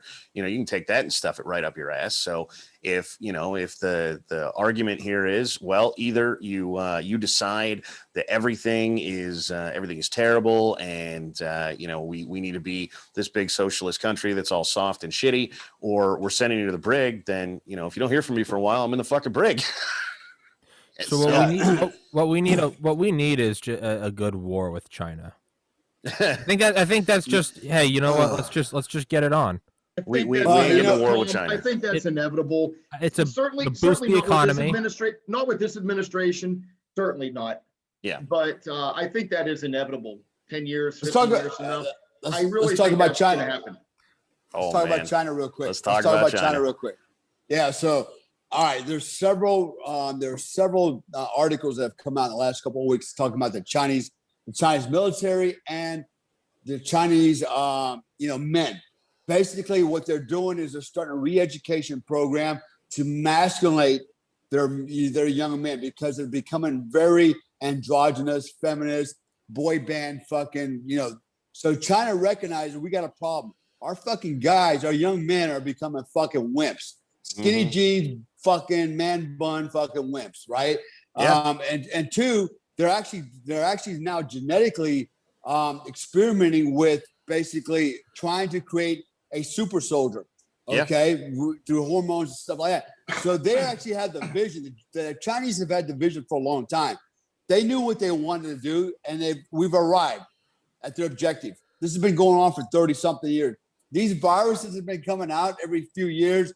The fucking swine flu and all these other fucking flus and viruses from China. These are fucking test runs. Here we are, coronavirus. It's finally met the objective. 2, they've managed to change the fucking mindset of the world. 3, they're actually now fucking standing up their military and changing. They're actually focusing on their population of men and their population and their military, right? And so there's an issue with that. And I've been saying this for years. We've been going, the U.S. military has been going, well, we need to include more women and transvestites and transsexuals and all this other shit in combat arms, right? Make it more inclusive. We need to do this. We need to do that. You're not a soldier. It's more of a fucking job now, right? Yeah. Whereas the rest of the world, like you know this from the Middle East, right? They're training their fucking 10-year-old, 12-year-old kids how to fucking shoot an AK-47 and blow your fucking face off, right? And so are the fucking Chinese. We have flipped scripts. We used to be the country, in the 50s, that was teaching our guys hand to hand and fucking kicking ass and doing, fucking man shit. To now we're like, oh, we're all fucking women. So let's all act like it, This goes to another thing. This goes to another thing that happened during fucking Clinton, right? That stupid video of that fucking smart bomb going into that building, right? That went all over the world. Everybody watched it 900 times. They're like, oh man, that shit war's changed. We don't need the infantry anymore. We can do stuff with we can. And by the way, then everybody got that under Obama, right? That was his shtick, is I'm just going to drone the shit out of everything. And by the way, it turned out nobody liked that either, for a whole lot of reasons. The military didn't mind too much. Like, well, hey, if you're not going to make me assault that thing and we're just going to drone the shit out of it, then like, okay, I'll go assault it after there's not live people with AKs in there. That's fine by me. But, this idea that somehow we're going to get rid of the guy on the ground with a gun. This is the most ridiculous idea that has ever, like, okay, you drone the shit out of my city because we're all wrong thinkers. How are you going to hold this territory?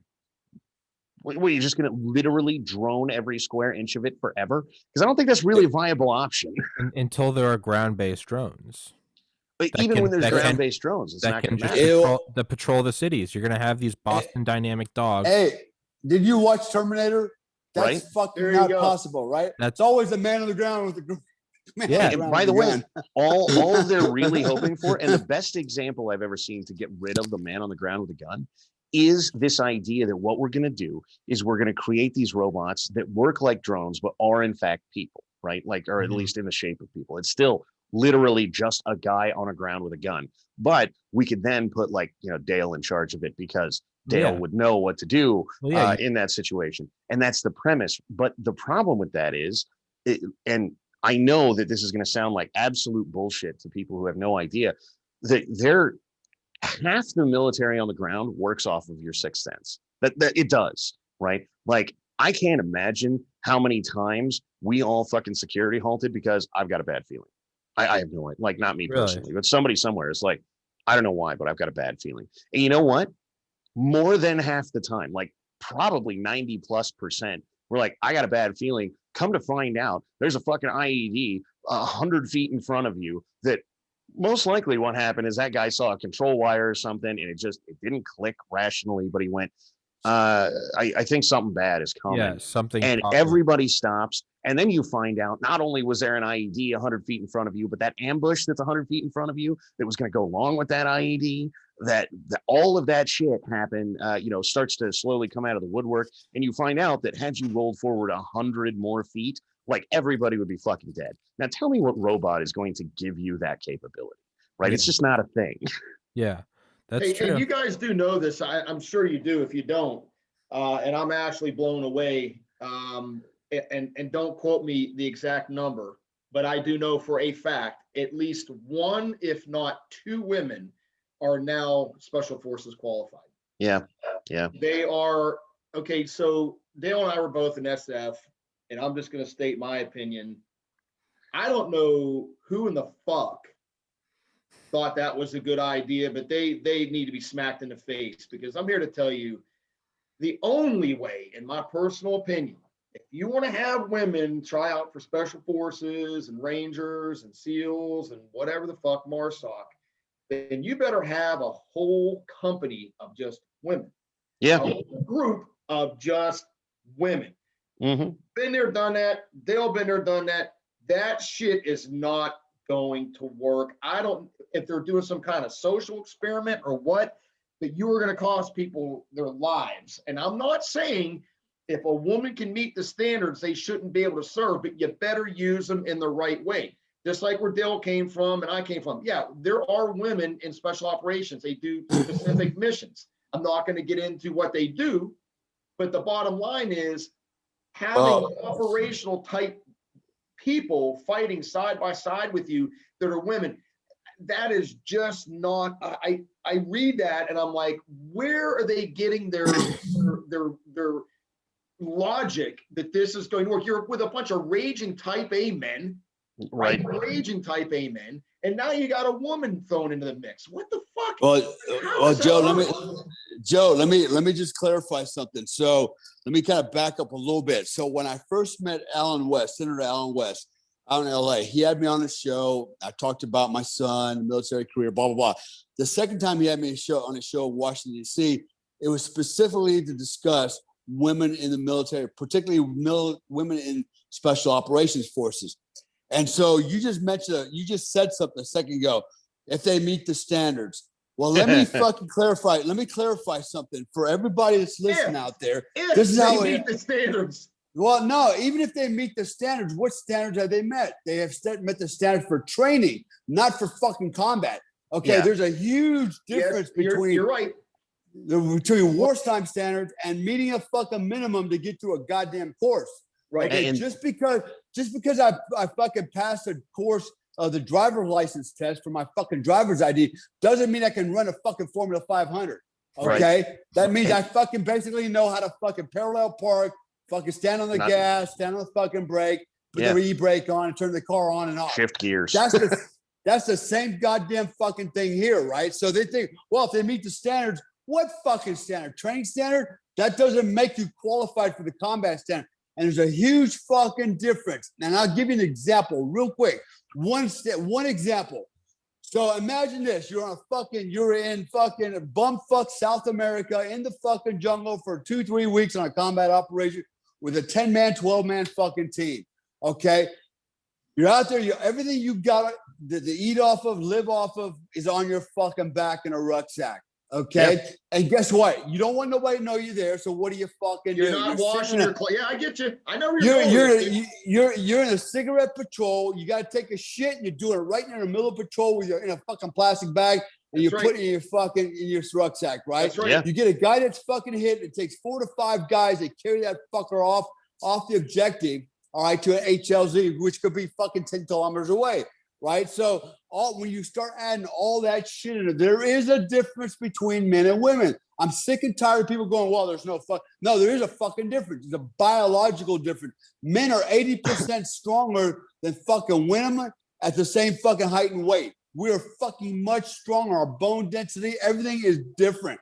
We are built for fucking combat. And that goes back to our primordial days, man. When men are hunters, fighters, and women are gatherers, you know? And so people want to fucking ignore biology at the same time and go believe in the fucking science when it comes to COVID. Hey, what the fuck is it we're going to believe in? Well, it's the same science, man. It's the political science horse shit, right? Like you guys know about you guys know about the Marine Corps Lioness program, right? Don't tell me. No. Dude, I don't know if I want to hear it, to be honest with you. So it's before the Marine Corps cucked, and I'm just going to throw it out hard. Recently, they have, right? And you can decide when that was. To tell a story fucking 20 minutes ago about like, well, that's it. Get out of the fucking truck or fuck you. But definitively, they have recently. But the Marine Corps, they, when we started getting all fucking political about women and you can't search people, can't search women in the Middle East. The Marine Corps said, well, dumb rules are dumb, but we better figure this fuck out. And so they created an all volunteer force of women. You had to volunteer to go as a prerequisite, right? You had to say, yes, I'm going to be a hard ass. And then these women went through SOI, right? School of Infantry. And then they did another in-doc program after that. And the whole point was basically SF training, right? Like the whole point is to weed people the fuck out who don't want to be there. And it was explicitly to make it hard on them. And even after that, what they did is they would take about a company worth or minimum 2 squads, and they would attach these 2 squads to a company or battalion size, or depending on how many women they're attaching, company to battalion size element of just straight leg infantry in the Marine Corps. And they would send out one woman with the patrol so that if they needed to go stop and search in a village, they could say, well, we've got a woman here. And so it's presumably not offensive to all the rest of you that we have a woman searching them. And they could run checkpoints and things with these people. And the reality of this was, as told by lionesses who got out of the program later, and by the way, their attrition rate was like 100%. As soon as you went through one deployment set and could get out of this program, women were leaving as fast as they could.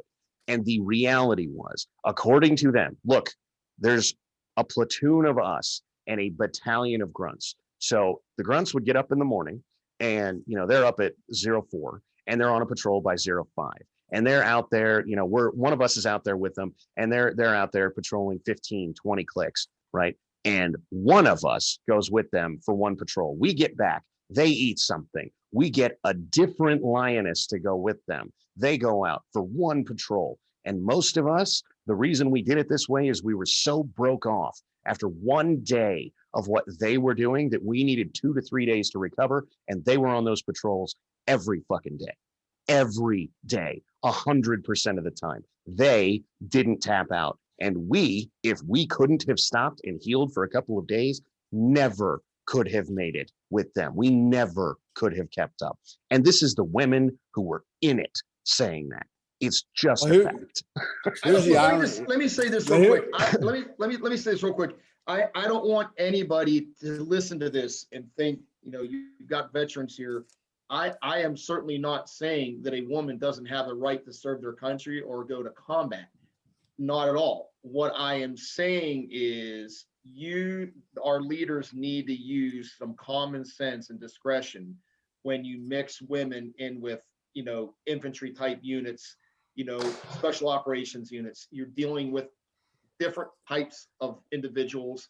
Yeah. And the farther up that chain you go, their ideologies and it becomes even more and more stringent. And it's kind of like, in my opinion, trying to mix oil with vinegar. And it's only going to mix so much. And I personally have never gone to combat with a woman. I mean, we're where Dale and I came from, yeah, there were women doing specific jobs, but they weren't in the stack or they weren't going out on combat operations. Yeah. Oh, and that was the other It's a very thing. bad idea.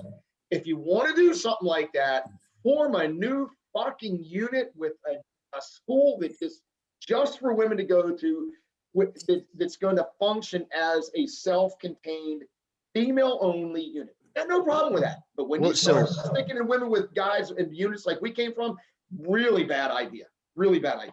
That's why. Well, let me add this, Joe. So I will tell you this. Don't fucking kill my son because you think you got a fucking cock and you have something to prove.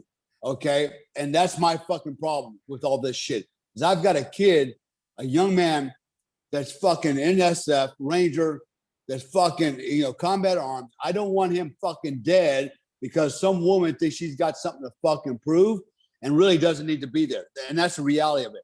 You know what? We don't need an integrated fucking force, man. There are biological differences, there are psychological differences, and there are sociological differences that impact the operation. And so, and here's the other thing I would add to that, right? So how is it that today fucking our illustrious president, which is not my president, and I'll keep fucking saying that, but fucking Biden goes, well, transgender fucking men should be able to compete against women. Oh yeah? So what you're how's trying that to say going? is how's that work? Yeah. How's that fucking work, right? And so, you can't have it fucking both ways because we can flip the script, right? If I'm a fucking dude goes, hey, you know what? I think I'm a fucking chick, or if a chick thinks she's a fucking dude, all right, it doesn't fucking work. There are this is science. If you're gonna fucking tell me to believe the science about COVID, you better believe the science about this.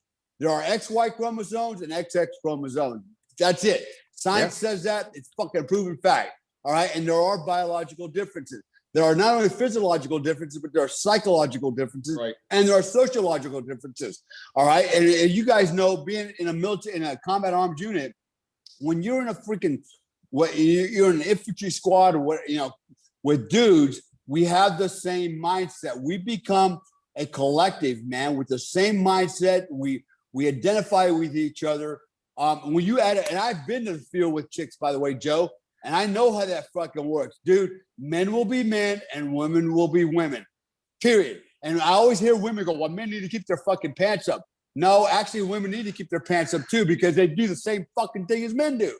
Yeah, You're no fucking better than us. You're just as promiscuous, just as fucking horny as we are. That's human nature. All right. It's not even just that though, right? So I for the sake of people involved in real stories, names and places and dates and times will be changed. But look, if I went to a training evolution, right? We'll make this about me, regardless of what that training evolution was, and somebody at the end of it said, look, you sucked, get fucked, and you need to get better. My answer to that would be, okay, how do I get better? Right? Because it's the only question you can reasonably ask at that point is, what do I need to do to get better? How do I need to get up and get after this? And again, for the sake of everyone involved, I happen to know that something right along these lines happened recently. And the guy who said, get fucked, you need to get better, said it to a woman who then had him charged, because you can't say that kind of shit to women. That's just how it works. And whether anybody, oh my God, well, does the military really need to talk like that? Yes. Just let me throw it out hard. Yes. If you're a pussy in the military and you break when someone hands you some mean sounding criticism, the last person on planet Earth I want holding a rifle next to me is you. And I don't care if you're a man or a woman. That is unisex advice right there. If you cuck like a little bitch the moment that someone says mean words to you, what do you think Haji is going to do? What do you think black pajamas wearing guy from third world country everywhere is going to do? They're going to fucking kill you. It's true. And it's so funny because I have a lot of friends like Dell that are still in SF, and I've got one friend in particular. I'm not going to mention his name, but he's an 06 and very smart guy. He was actually enlisted when I knew him, but he's climbed the ranks, and very, very smart guy, and his opinion is the same thing. It's a disaster waiting to happen. Yeah.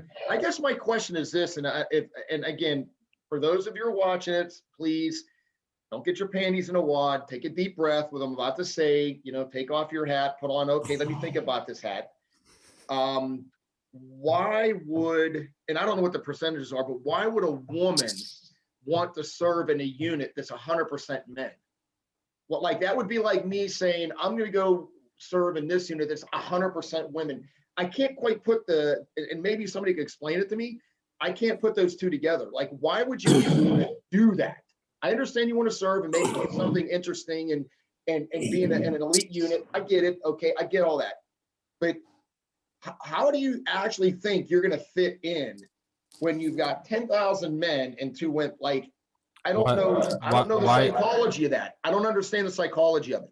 So we spent a lot of years telling both men and women that, oh, you're exactly the same, right? To the point that not too long after I got out of the military, I was hanging out with a bunch of my friends, and they, everybody had their wives there, and I said, look, I'm not against all of us getting together, the family and what have you, and doing stuff, but you guys need to, like, we need to go do men shit at some point, right? Like, there at some point there needs to be, we don't invite the women.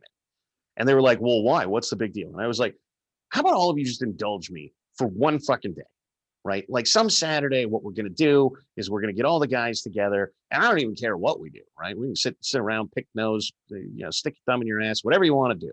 But there will be no women. And ideally, there will be no children. Right. So, if your kid is, I don't know, 25 or whatever, then maybe we can talk. But for a moment here, we are all going to get together as men and just hang out and do some shit. And they were like, okay, well, I guess we could arrange that. Right. Because they live in this world where men and women are exactly the same. And after the first time we did this, they were like, holy shit, man. It was like you could just say whatever you want. And nobody gave a fuck. It was, you could just be dudes. It was great. And I was like, yeah.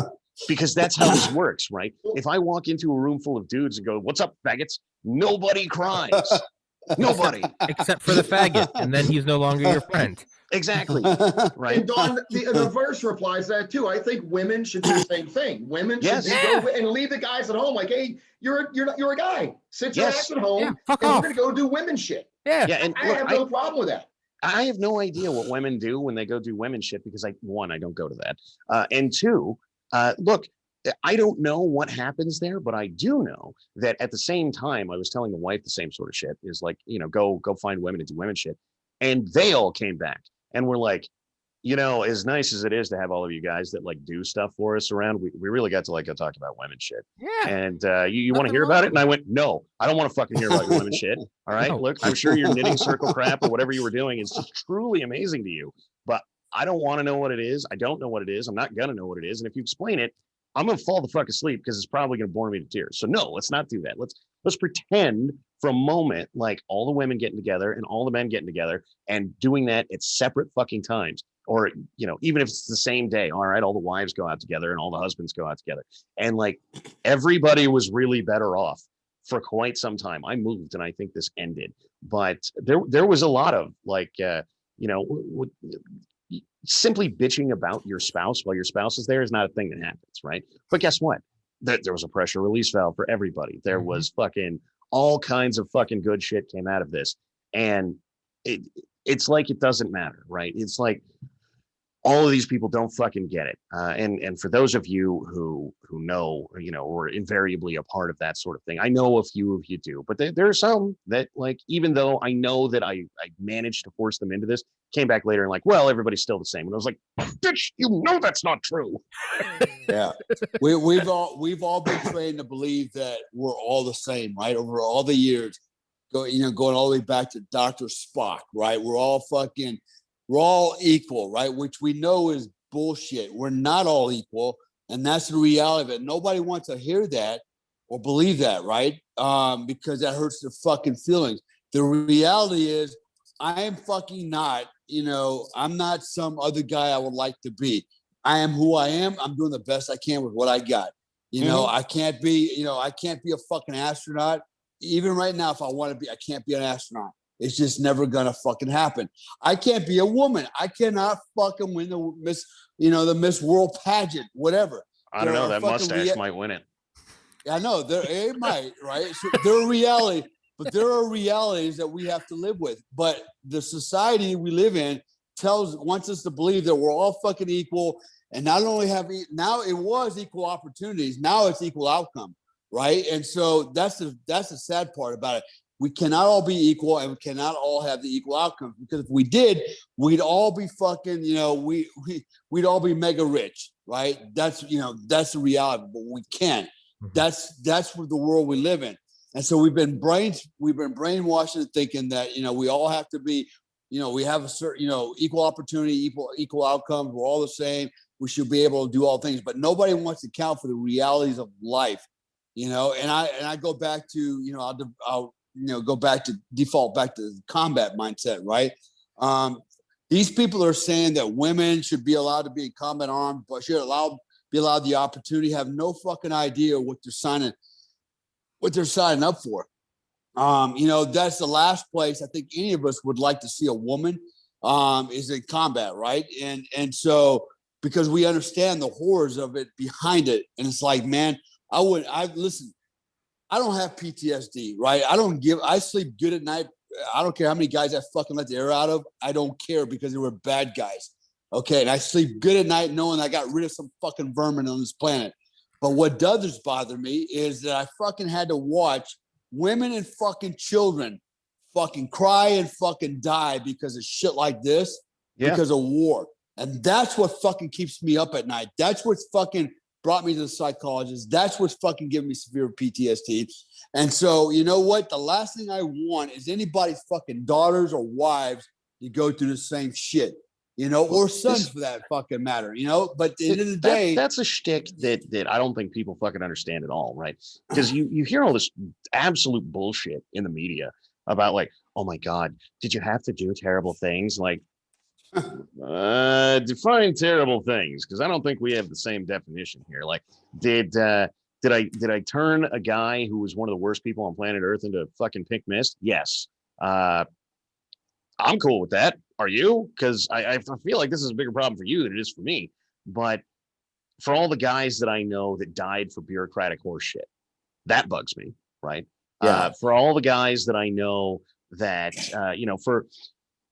for everybody who's like, oh man, everyone just dehumanizes all these people. Like, there's a little village right next to where we were at that it was generally full of good people. I'm sure there was some shithead in there, but it was generally a good little village, and they were good people, and they were trying to just live their lives. And I know for a fact that right after we rotated out and the guys that replaced us got there, they stopped looking after that little village, and some people there died because they weren't personally looking after the village.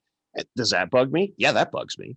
Right? Like, good people getting smoked for no good fucking reason sucks. But you made a good point, Don, a second ago about the question is, dehumanizing people. Well, the reality is, as a fucking soldier, you have to dehumanize people if you're gonna fucking do your job. Because when you start looking at fucking people that you're getting ready to shoot in the fucking face, as anything other than that, it gets in the fucking way. Right. Yeah. And it might cost you your life and everybody else on your team's life. So there comes a point where that person that you're going to fucking shoot is no longer a human. He becomes a fucking E-type silhouette, and you fucking drill him two in the body and one in the fucking head. Right. And so these are the nuances that the civilian population out there just doesn't fucking grasp. Right. I was in a situation a couple of years ago where I was a bodyguard for a very, for a millionaires, right? But bottom line is, I won't go into the details right now. It'll be in my next book. But anyways, I was surrounded by her, all her cronies, everybody that's in her culture. They were all fucking super liberal. They all hated Trump. They thought I was like a lost puppy. They never met a veteran before, and they all wanted to fucking pet me and fucking hold me and shit. And they just had no idea about the military culture. And they just couldn't get their head around, why wouldn't you fucking allow transvestites and transsexuals and all these other people in the fucking military? And they just didn't get it. And I gave an example of where we actually had a homosexual molest one of our guys one night after a party, and how that literally fucking made the entire unit for 30 days combat ineffective. Literally, we were having fist fights during the morning formation outside with everybody else over this shit, right? Yeah. And it was really, really bad. And so I explained to him, I was like, listen, you cannot change people that have grown up with a certain way of thinking.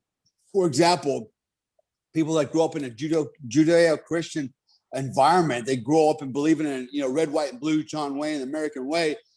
And all of a sudden you're telling them that, they should overlook some guy giving them a blowjob in the middle of the night while they're asleep and they wake up. It just doesn't fucking hold water, man. And so it causes problems. So, they couldn't get their head around it until I explained it to them. And I wasn't nice about it, man. When they decided they want to hear my story, because I actually refused to give it to them. And they're like, hey, no, we want to hear what you have to say. I said, all right, well, hold on, fuckers. Let me range the range flag. Fucking range flags up. Fucking lock and cock the 50 caliber and fucking I let them have it. It got so fucking ugly, man.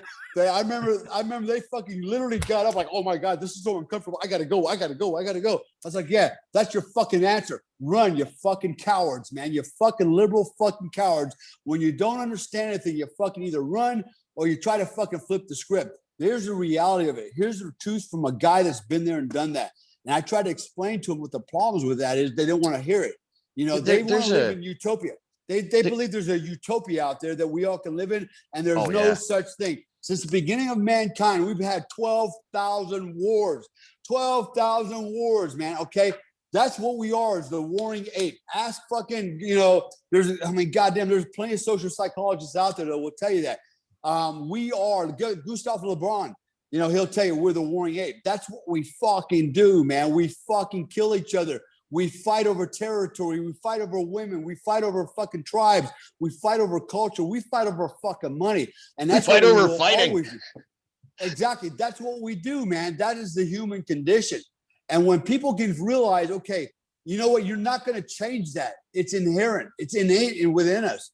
Okay. And there's no such thing as kumbaya, one world order. We're all going to get along. No, because you know why? Because somebody's in fucking power.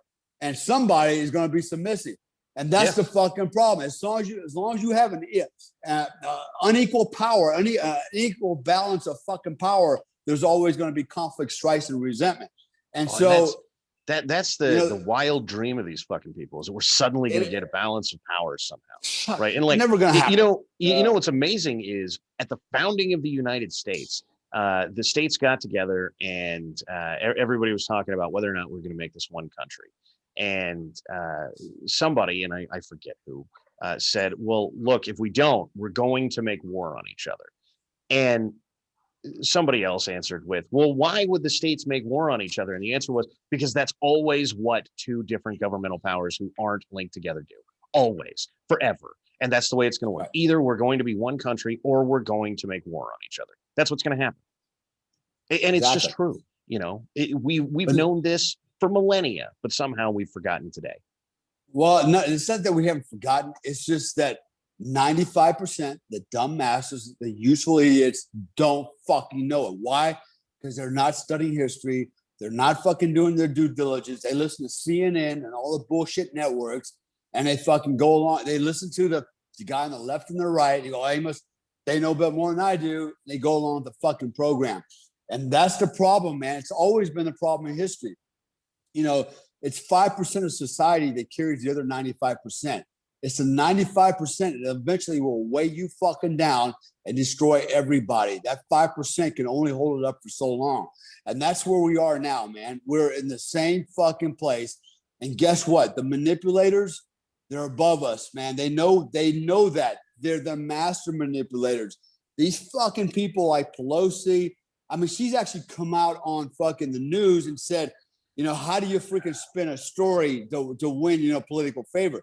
She actually admitted that. I'm like, and she did that bold-faced because she knew 95% of the populace wouldn't register. It's like, hey, just go right over the fucking head. Yep. And she said it. She told you what she was going to do to you, and you fucking let it go over your fucking head. Yeah. And that's where we are, man. Unfortunately, there's a small group, a percentage of us that are going to be the victims of the mob. The dumb masses manipulated by those in fucking power, and we're fucked. We're the ones that are going to get persecuted. We're the ones that are going to fucking end up in the death camps. You know, I can go on all day long, but history is replete with fucking examples of this, and we're repeating it again and again and again because the dumb masses are allowing it. They're allowing it to happen. That's classic Solzhenitsyn right there. Is, you know, if people in the apartment buildings in Soviet Russia would have stood up to the Red Army when they were kicking down people's doors, even if they would have failed, it would have told the Red Army that there was a cost to going and taking these people and putting them in gulags, even if that's all the reticence there was, even if that was all that was holding them back. Is, you know what, I do have to be careful. I can't just go do whatever I want. Then the Soviet Union would have been much different. Then the gulags would have been much different. Then everything would have changed. But no one would stand up to them coming and booting in doors, because those people are bad people, because those people are, you know, well, they shouldn't have thought whatever wrong thing they thought. They shouldn't have been doing whatever they were doing. And everyone passively sat by and let it happen. And he poses this idea that, like, even if it had been a real tiny minority of people, right, then it becomes, well, am I rushing the building that is full of a tiny minority of people or not? And if I, you know, and you have to roll slower. You can't just go do whatever you want. And the reality here is that over and over and over again, people, once they get nice and comfortable, let this sort of shit happen. So, well, to your point, you know what? To your point, real quick, is here's what's going on right now. So they have basically convinced the public to turn on their fucking neighbors, reporting for not wearing a mask, reporting for having more 10 people over on Thanksgiving. You know, basically this is where we are. And that's how it starts. The government just doesn't come in fucking and bully people. What they do is they manipulate the public. Turn on your fucking brothers, turn on your fucking neighbors, report them for this, report them for that. And slowly the government comes in and starts fucking dealing with it. And that's how that happened with World War II and the Nazis and the Jews. It wasn't the Nazis just said, hey, we're gonna wage war against all the Jews and fucking round you up. No, they actually convinced the Germans that the Jews were bad and they needed to help fucking round these people up. That's how it started before the German army and the secret police came in and started fucking reinforcing this thing. And that's where we are today. The fact that we've got fucking, you know, Americans fucking ratting each other out because you're not wearing a fucking mask. Actually, I just saw something today where they had people at a gathering weren't wearing masks, and that was reported to some fucking federal agency, the police, and they're actually going to investigate and find out who wasn't wearing the mask. This is how the bullshit starts. And I'm telling you right now, the only way you fucking stop it is you go to guns now, man, because the only thing people respect is violence. At the end of the day, you know, people are, and I hate all the pacifists that go, well, violence never solves nothing. The fuck it don't. Turns out violence solves a lot of shit. It solves a lot of shit, man. And when you know that somebody's going to fucking shoot back, you're going to fucking say, whoa, well, let me slow down a little bit, you know? And so, you know, the other reality is this. Most people just don't have the balls, the guts to fight for themselves. And I've seen that over and over where people would allow themselves to be killed rather than actually trying to fight back. It's like they try to negotiate themselves out of a situation that they know is imminent. They're gonna die. They try to negotiate their way out rather than trying to fight their way out. And that is actually the human condition. You know, I don't know if that's been bred out of us, if it's been, you know, trained into us. But that's the reality of it. And that goes back to the dumb masses, the useful idiots. I would say 95% of the population is, you know, and people, I'll fucking shoot you, you'd break in my house. You know what? I beg the difference. Will you? I bet you I could break in your fucking house and you'll fucking think twice about if you really want to shoot me. By that time, I'll let the air out of you, man. That's the reality of the human condition. And so until that changes, all you're going to do is become the slave to those in power, to the manipulators on top. They know that. That's why they're there. Let me say a real quick story. Let me tell you something real. This has really nothing to do with anything, but this just goes to show how scared people are. I was in Food Line the other day, and when you go into Food Line where I live, they have a person there wiping the carts down and handing you a mask to put on. Straight up. straight up. And so You're I just don't like starved, these fucking David. masks. I didn't put it on. All right. So I'm going down an aisle and a guy. Now I'm not a big guy, I'm not an imposing figure by any That's a stretch of lie. imagination. But anyway, this dude that kind of looked like Barney Rubble. Okay. When I looked at him, he looked like Barney Rubble. He comes up to me and he says, "Where's your mask?" And I said, "I didn't put one on, sir." He says, "You either put one on or you leave." Is what he said to me. No bullshit. And I was like, "Well, sir, I'm not putting on a mask." And I said, "Do you own the store?" And he says, "No." I said, "Why are you getting?" And he was actually he was getting amped up. This is some customer? Yeah. Dude, this is a guy I could go like this. I could go like this. Shut up. Like, really. This dude was that close. I thought he was going to hit me. And I'm telling you right now, I left Food Line. I left my fucking cart and I left because this guy was going so cuckoo. He says, "You're putting me at risk." And I'm like, "Oh, Why are you? He was losing his shit, dude. And, Yeah, and that's it's not that I incredible. was afraid of him. I just wanted to avoid a situation. So you can You know what I mean? you can see the importance of all. And I have to go back real quick on an asterisk, Dale. When you said if I break into your house, I doubt you'll shoot me. We have to make a very specific footnote that Dale, you were in Delta Force for a decade. Not that's kind of your specialty is breaking in and killing everyone before they can kill you. But and then to Teti, yeah, that guy. Well, one, if you're putting me at risk, why did he approach you? But two, it's well, you can see what this is a social conditioning. It's not what it is, wearing a mask. It's not what you're ratting for. It's the very act of will you submit to a seemingly socially awkward thing that we haven't done for the history of mankind, wear a mask on your face. If can under a year, can you turn it from accept from okay, people will from a taboo to okay, some people will do it to okay, everyone will do it to anyone that doesn't do it is a black sheep, and they can. It doesn't matter what it is, whether it's a mask, whether it's a rainbow sticker on your right thumbnail. It doesn't matter what it is. What it is should have it, took my camera out. I was so befuddled. You should have shot him in the face. I'll be honest with you. And I don't get shot. I should have just took out my camera. Like, what did you just say? And I'm not, like I said, I'm not trying to be a dick, but I left. I literally left my car. You should have coughed on him. Should have told him to get fucked. You should have been. You should have been a dick because you just gave him a victory, right? So this guy's gonna go, "You're putting me at risk." No, actually, you put yourself at risk by leaving your fucking house and coming out here, right? So they want to absolve themselves of personal responsibility. At the end of the day, if you think there's a fucking risk, why would you fucking leave the fucking house? Right? Yeah. You expect everybody else to fucking go, hey, to protect your fucking ass. And so, I expect. Let me tell you why I left too. There was a camera right there. And you know as well as I do, guys, the good guy gets fucked. Like that. Yeah. And I know that because I've been that person before where I got and broke off with no Vaseline. I wasn't about to happen again. You know what I'm saying? And so I left. I'm like, you know what? Live to fight another day. And this guy was losing his shit. I could see his posture, his facial expressions. Like he was. I'd have let him. Let him take the swing. Yeah, I'd let him lose his shit and take that fucking shot, dude. I'd have taken the shot and fucking bury him right there in the fucking Walmart, man. The point here was this. It blew me away that people are just so angry.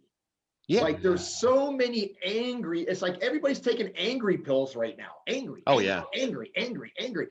And it's a matter of time. It's a matter of time until this powder keg that we're sitting on, it's been fizzing for a year now with that fucking short ass fuse.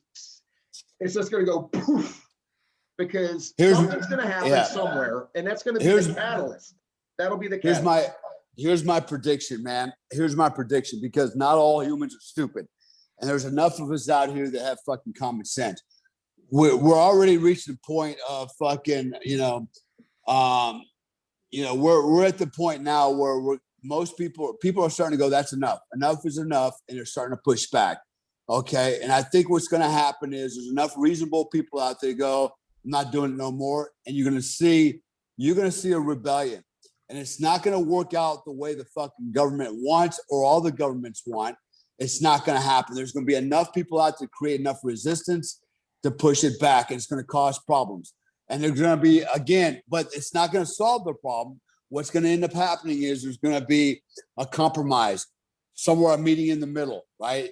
So we're never going to get back to the old normal. Okay, they keep talking about this new normal, right? Like it's like they're trying to brainwash everybody. It's the new normal, wearing a mask. And we're never gonna get back to normal. We're gonna have to kind of ratchet it down and find balance between this new normal to acquiesce to the fucking radicals on the left and think that wearing a mask for a disease at a 99.6% survivability rate is acceptable. And now a double mask on top of that, right? And those of us that are going, hey, we want to fucking live, and we want to feed our families, and we want to fucking prosper, and we're done.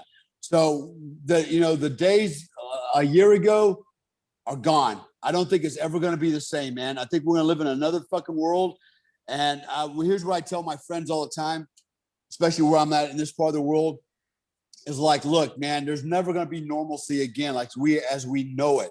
The best thing you can do, because right now, the people that are profiting off of this are people in power and the rich people, the pharmaceutical companies, people that are doing fucking PCR testing, all these, even the airlines now are starting to fucking profit, right? Because they're doing PCR testing at the airports.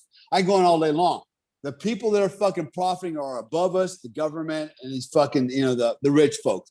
The people that are suffering are the people in the middle class and the lower class that are losing their fucking businesses and going, fuck, what do I do now? Right? And are slowly becoming reliant on the government. And so what I tell my friends is, you better fucking get smart and figure out how you're going to get to the top and make money off of this thing and survive. And if you want to do it with a conscience, and you want to do it with integrity, and you want to be moral about it, figure out a way that you can fucking push back against the government and the rich and help everybody else. I've got a plan in place already for doing that.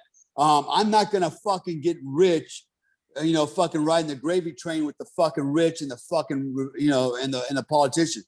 I'm going to do it by fucking helping everybody else and bring us back to normalcy. I don't want to talk about what I'm going to do here. I've already got the action plan in place, but there's a way to do that. And there's a way to fucking flip the script. And that's what it's going to take. It's going to take guys on the middle class and lower class to fucking use that live brain cell they have, at least one of them motherfuckers, and implement it and fucking figure out how they're going to push back against those in fucking power and take their fucking power and take the money from the fucking rich. That's how we're going to fucking win. If you're going to sit there and go, well, they're smarter than me, they have more money, I'll just acquiesce, well, then you get what you fucking deserve.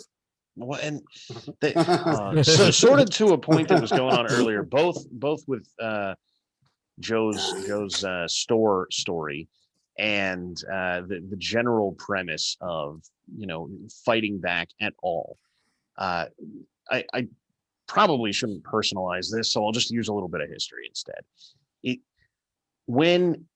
Go look at Vietnam, right? In Vietnam, if you walked into it, if you patrolled into a city that was vaguely friendly to you at all, you could at least work with local populace a little, right? Maybe it's not the best place in the world, but that not every house is going to be shooting at you, right? There's a little bit of traction you can use there. There's a little, that one house isn't going to shoot at you, so you don't cover that house as hard as you cover everything else, whatever, right? The flip side of that is SOG, where when SOG went into Laos, everything was hostile. And the only way that SOG managed to live was having so ridiculously much air power that they could take down whole divisions of NVA, right? And that is the difference, is either the people who are going to do this are going to walk into a city where they know there's people they can work with, they know there's they'll get intel out of there, they'll all kinds of stuff, or they're going to need to be so massively kinetic that the country's over anyway. Let's be honest, right? If you're dropping daisy cutters in the middle of major city number 2, that city is over, right? It's not there anymore. It's gone now. And I don't think they'd be willing to do it. Maybe I'm wrong, but I don't think so. And so what they need to do is foment this kind of, we can work with you. We can now do targeted operations against one guy, two guys, right? At most, one house full of people. Because if you walk into an entirely hostile city, an entirely hostile situation, you simply can't do that kind of shit. Like, okay, maybe you could fucking helo some people onto a rooftop and get there that way.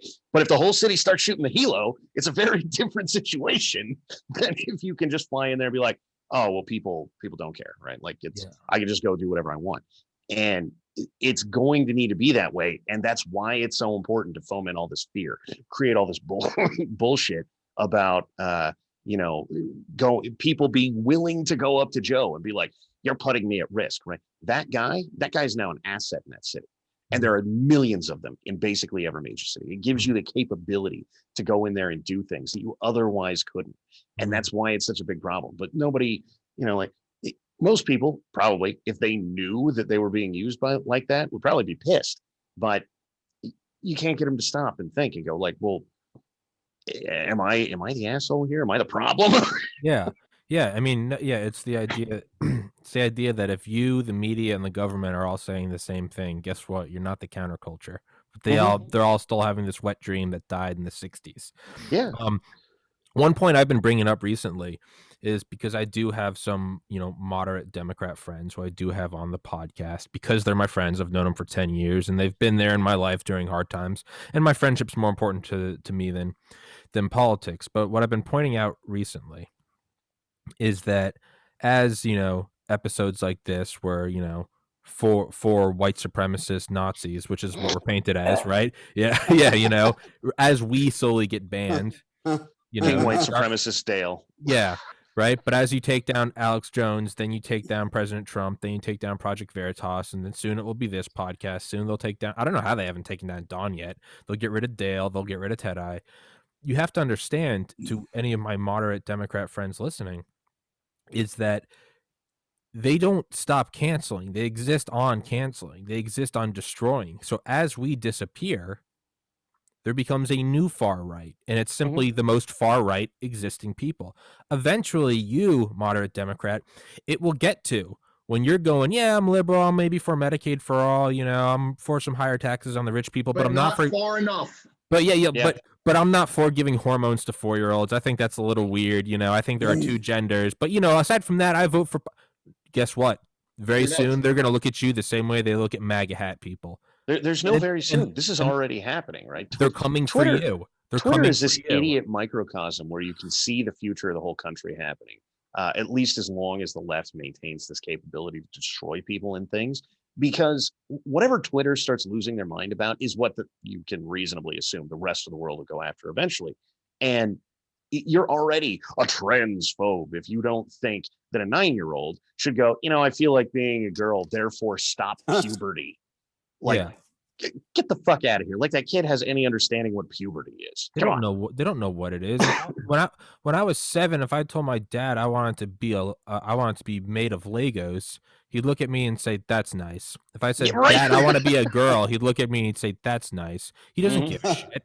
I mean, we're giving, you got to be 18. You got to be 18 to join the military. You got to be we got to go through psychiatric evaluations if you want to own a handgun. You want to chop your dick off and put a clit there and take some beta blockers? By God, you're stunning and brave. Happy 3rd birthday, James. That's what it is. But very soon, if you're not for that, you are going to be the far right. And then when you say, how come they're canceling me? It's the most cliche. First, they came for the Jews, but I didn't say anything because I wasn't a Jew. Blah, blah, blah, blah, blah. And then there was nobody left. The people that you growing, because right now when we get canceled, I can call on the moderate Democrat people and I'm gonna be like, dude, they're canceling us. You don't think this is bad? When they come for you, Mr. Moderate Democrat, the only people you're gonna be able to look to say, hey, why are we getting canceled? Are gonna be the most psychopathic, neon blue hair, 17 gendered fucks. They're not gonna stop it. It's not going to stop. The canceling will continue and continue and continue. And that's why you can't start with anything. If Alex Jones want to talk about Sandy Hook being a false flag and interdimensional aliens raping Aztec sacrifices, go for it. Let him go. I mean, not, hey, that's a fun trip. I'll listen to that every once in a while. But it will never stop. And that's the way it's slowly marching. It's just Tom, I think that's a good segue out of this, and I have to bounce. Like I told, I at 12:30, I got another call. And yeah. We've been going for like 2 hours. Oh yeah, Jesus Christ! Jesus You're right. Christ. But anyway, guys, yeah, that's an excellent segue. And for those watching, just remember, everybody's entitled to their opinion. Dale is, I am, Tom, Don. These are opinions, but our opinions Sure. are also based on facts, and we're not just pulling stuff out of the air. We are doing our homework, and we're listening to both sides, not just the right, left. We're listening. And like Dale says, if you have one brain cell, and I'll end on this, if you have one brain cell, you should be able to see what's going on. If you don't, then you have been indoctrinated somehow, somewhere, by someone not to think with clarity and with some basic common sense. I mean, I'm not the smartest tool in the toolbox, but I got some pretty much common sense. I don't have Dale's education, but even my dumb ass can see what the hell's going on here. So anyway, that's my 2 cents. I'm going to bounce. Tom, thanks again for having me on. Let's do it again for sure. Absolutely. Indeed. All right, my man. Thanks, Well, brother. Don and Dale, do you guys want to wrap this shit up? Yeah, I'll just say, same thing with, Joe. The problem is in the world now is you're not entitled to an opinion. You're judged by an opinion, right? Which is sad. Like, that's why I got banned off of Facebook, because I made the comment that I just thought Americans were dumb, and I got banned for 30 days for hate speech, right? And so, and actually I got banned for a week because I told a story about my dog dying. Actually, about my dog dying, and said it's harmful to others. And then I mentioned, and then I got banned again prior to that. So I've been banned like 4 times in 6 weeks.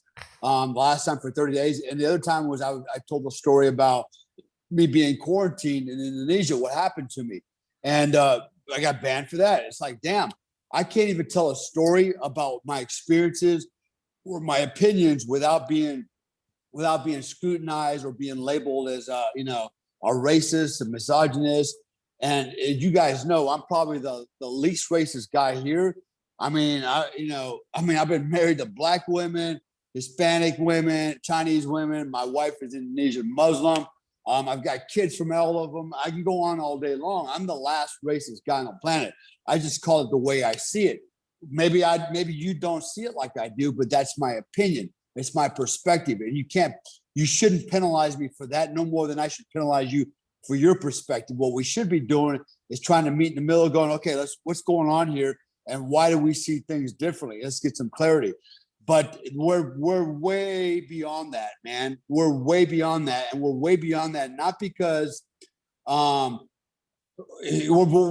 way beyond that because we've been manipulated by the powers to be to think differently, right? We've been divided up over the last year. We saw that, right? This Black Lives Matter movement, by the way, they've been just nominated for Nobel Peace Prize. Nobel Peace Prize. It's like, how does that work when they're a Marxist socialist organization and they admit it? And they're destroying people's lives. They're responsible between them and Antifa for killing over 30 people last year. How are they fucking peaceful, right? And it's always comes back down to, it's a psyops game, right? Psychological operations. If you can convince the other guys that what you're saying is true, even Hitler said it. If you repeat a lie enough times, people will actually believe it's true. And that's exactly where we're at, right? So unfortunately, those of us that are actually telling the truth are seen as liars. All the liars that are lying are seen as, those that are speaking the truth.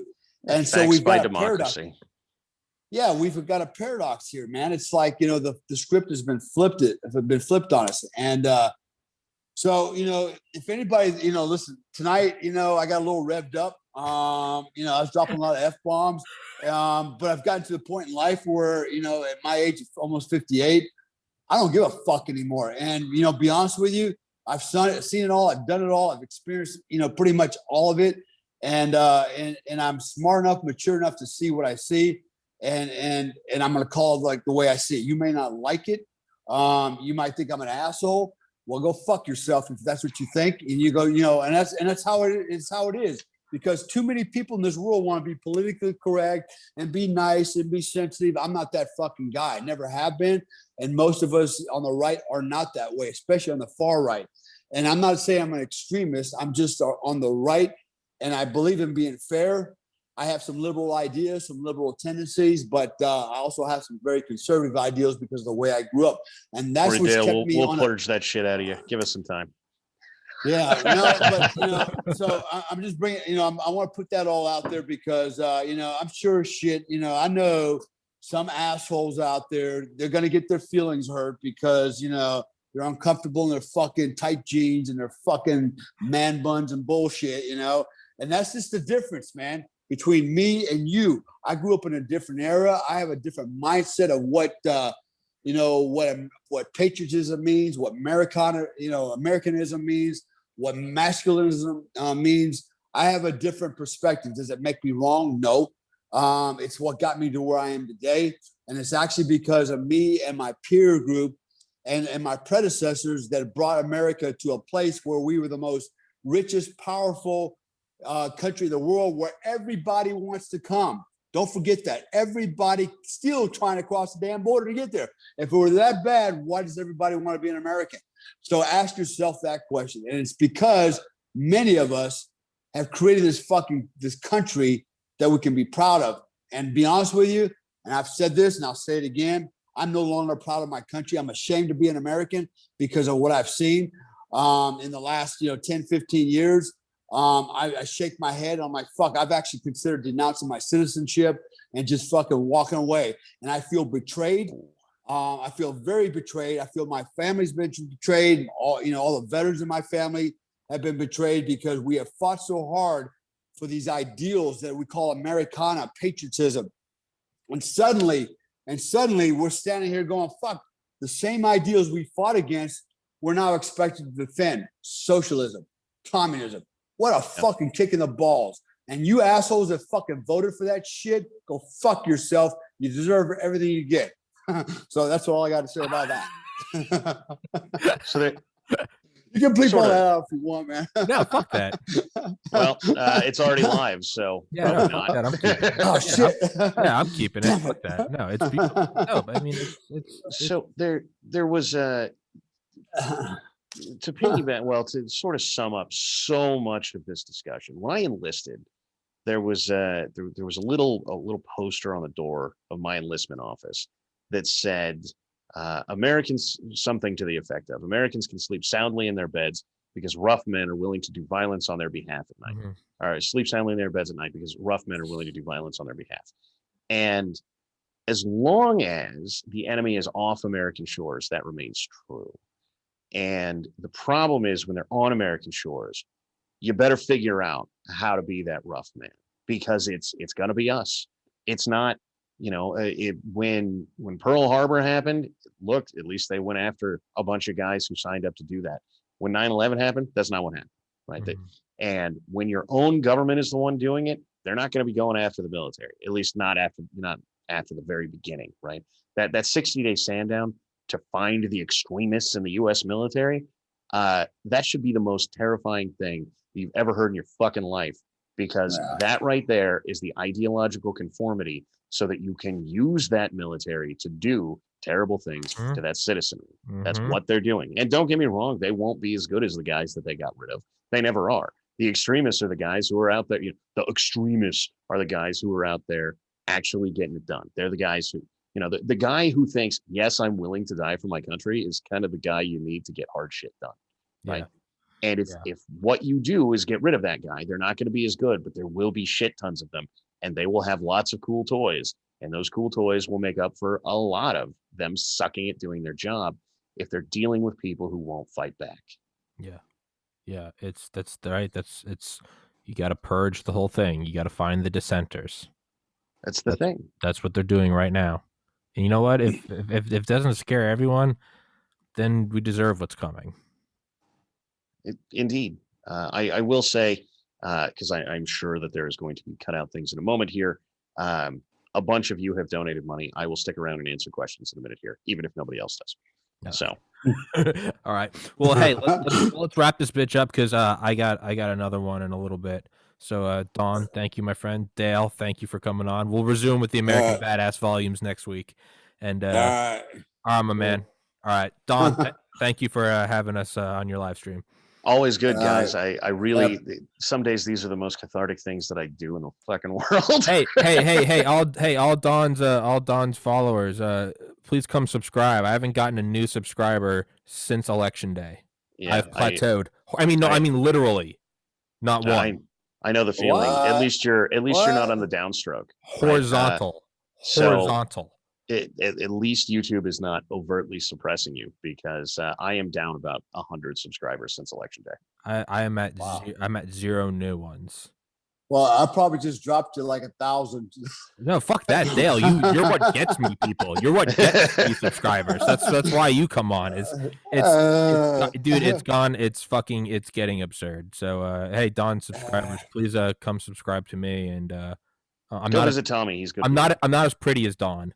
But well, nobody is. well, Dale is. Dale, real quick, Dale, you need to enter the Miss Universe. Yeah, I'm on just win it. Just say your it. mustache. No, just go in and say I'm a woman now. I mean, I got some boobies, man. We'll be stunning and brave. That's all I'm saying. Just go in and say I identify as a woman now, and it'll just be Comstock in a leotard. That's all you got to do, right? Yeah. I mean, shit. Cry a little bit. I'm good. Yeah, Right. you've got it all, man. Yeah. You've got the passion. They'll love it. But that's the rules now. Yeah. Well, yeah, stunning and brave. All right, let's wrap this bitch up. Don, thank you, Dale. I'll see you next week, man. All right, man. Be good. Thanks, guys. I'll catch y'all later. All right, dude. Peace. Bye-bye. Bye-bye.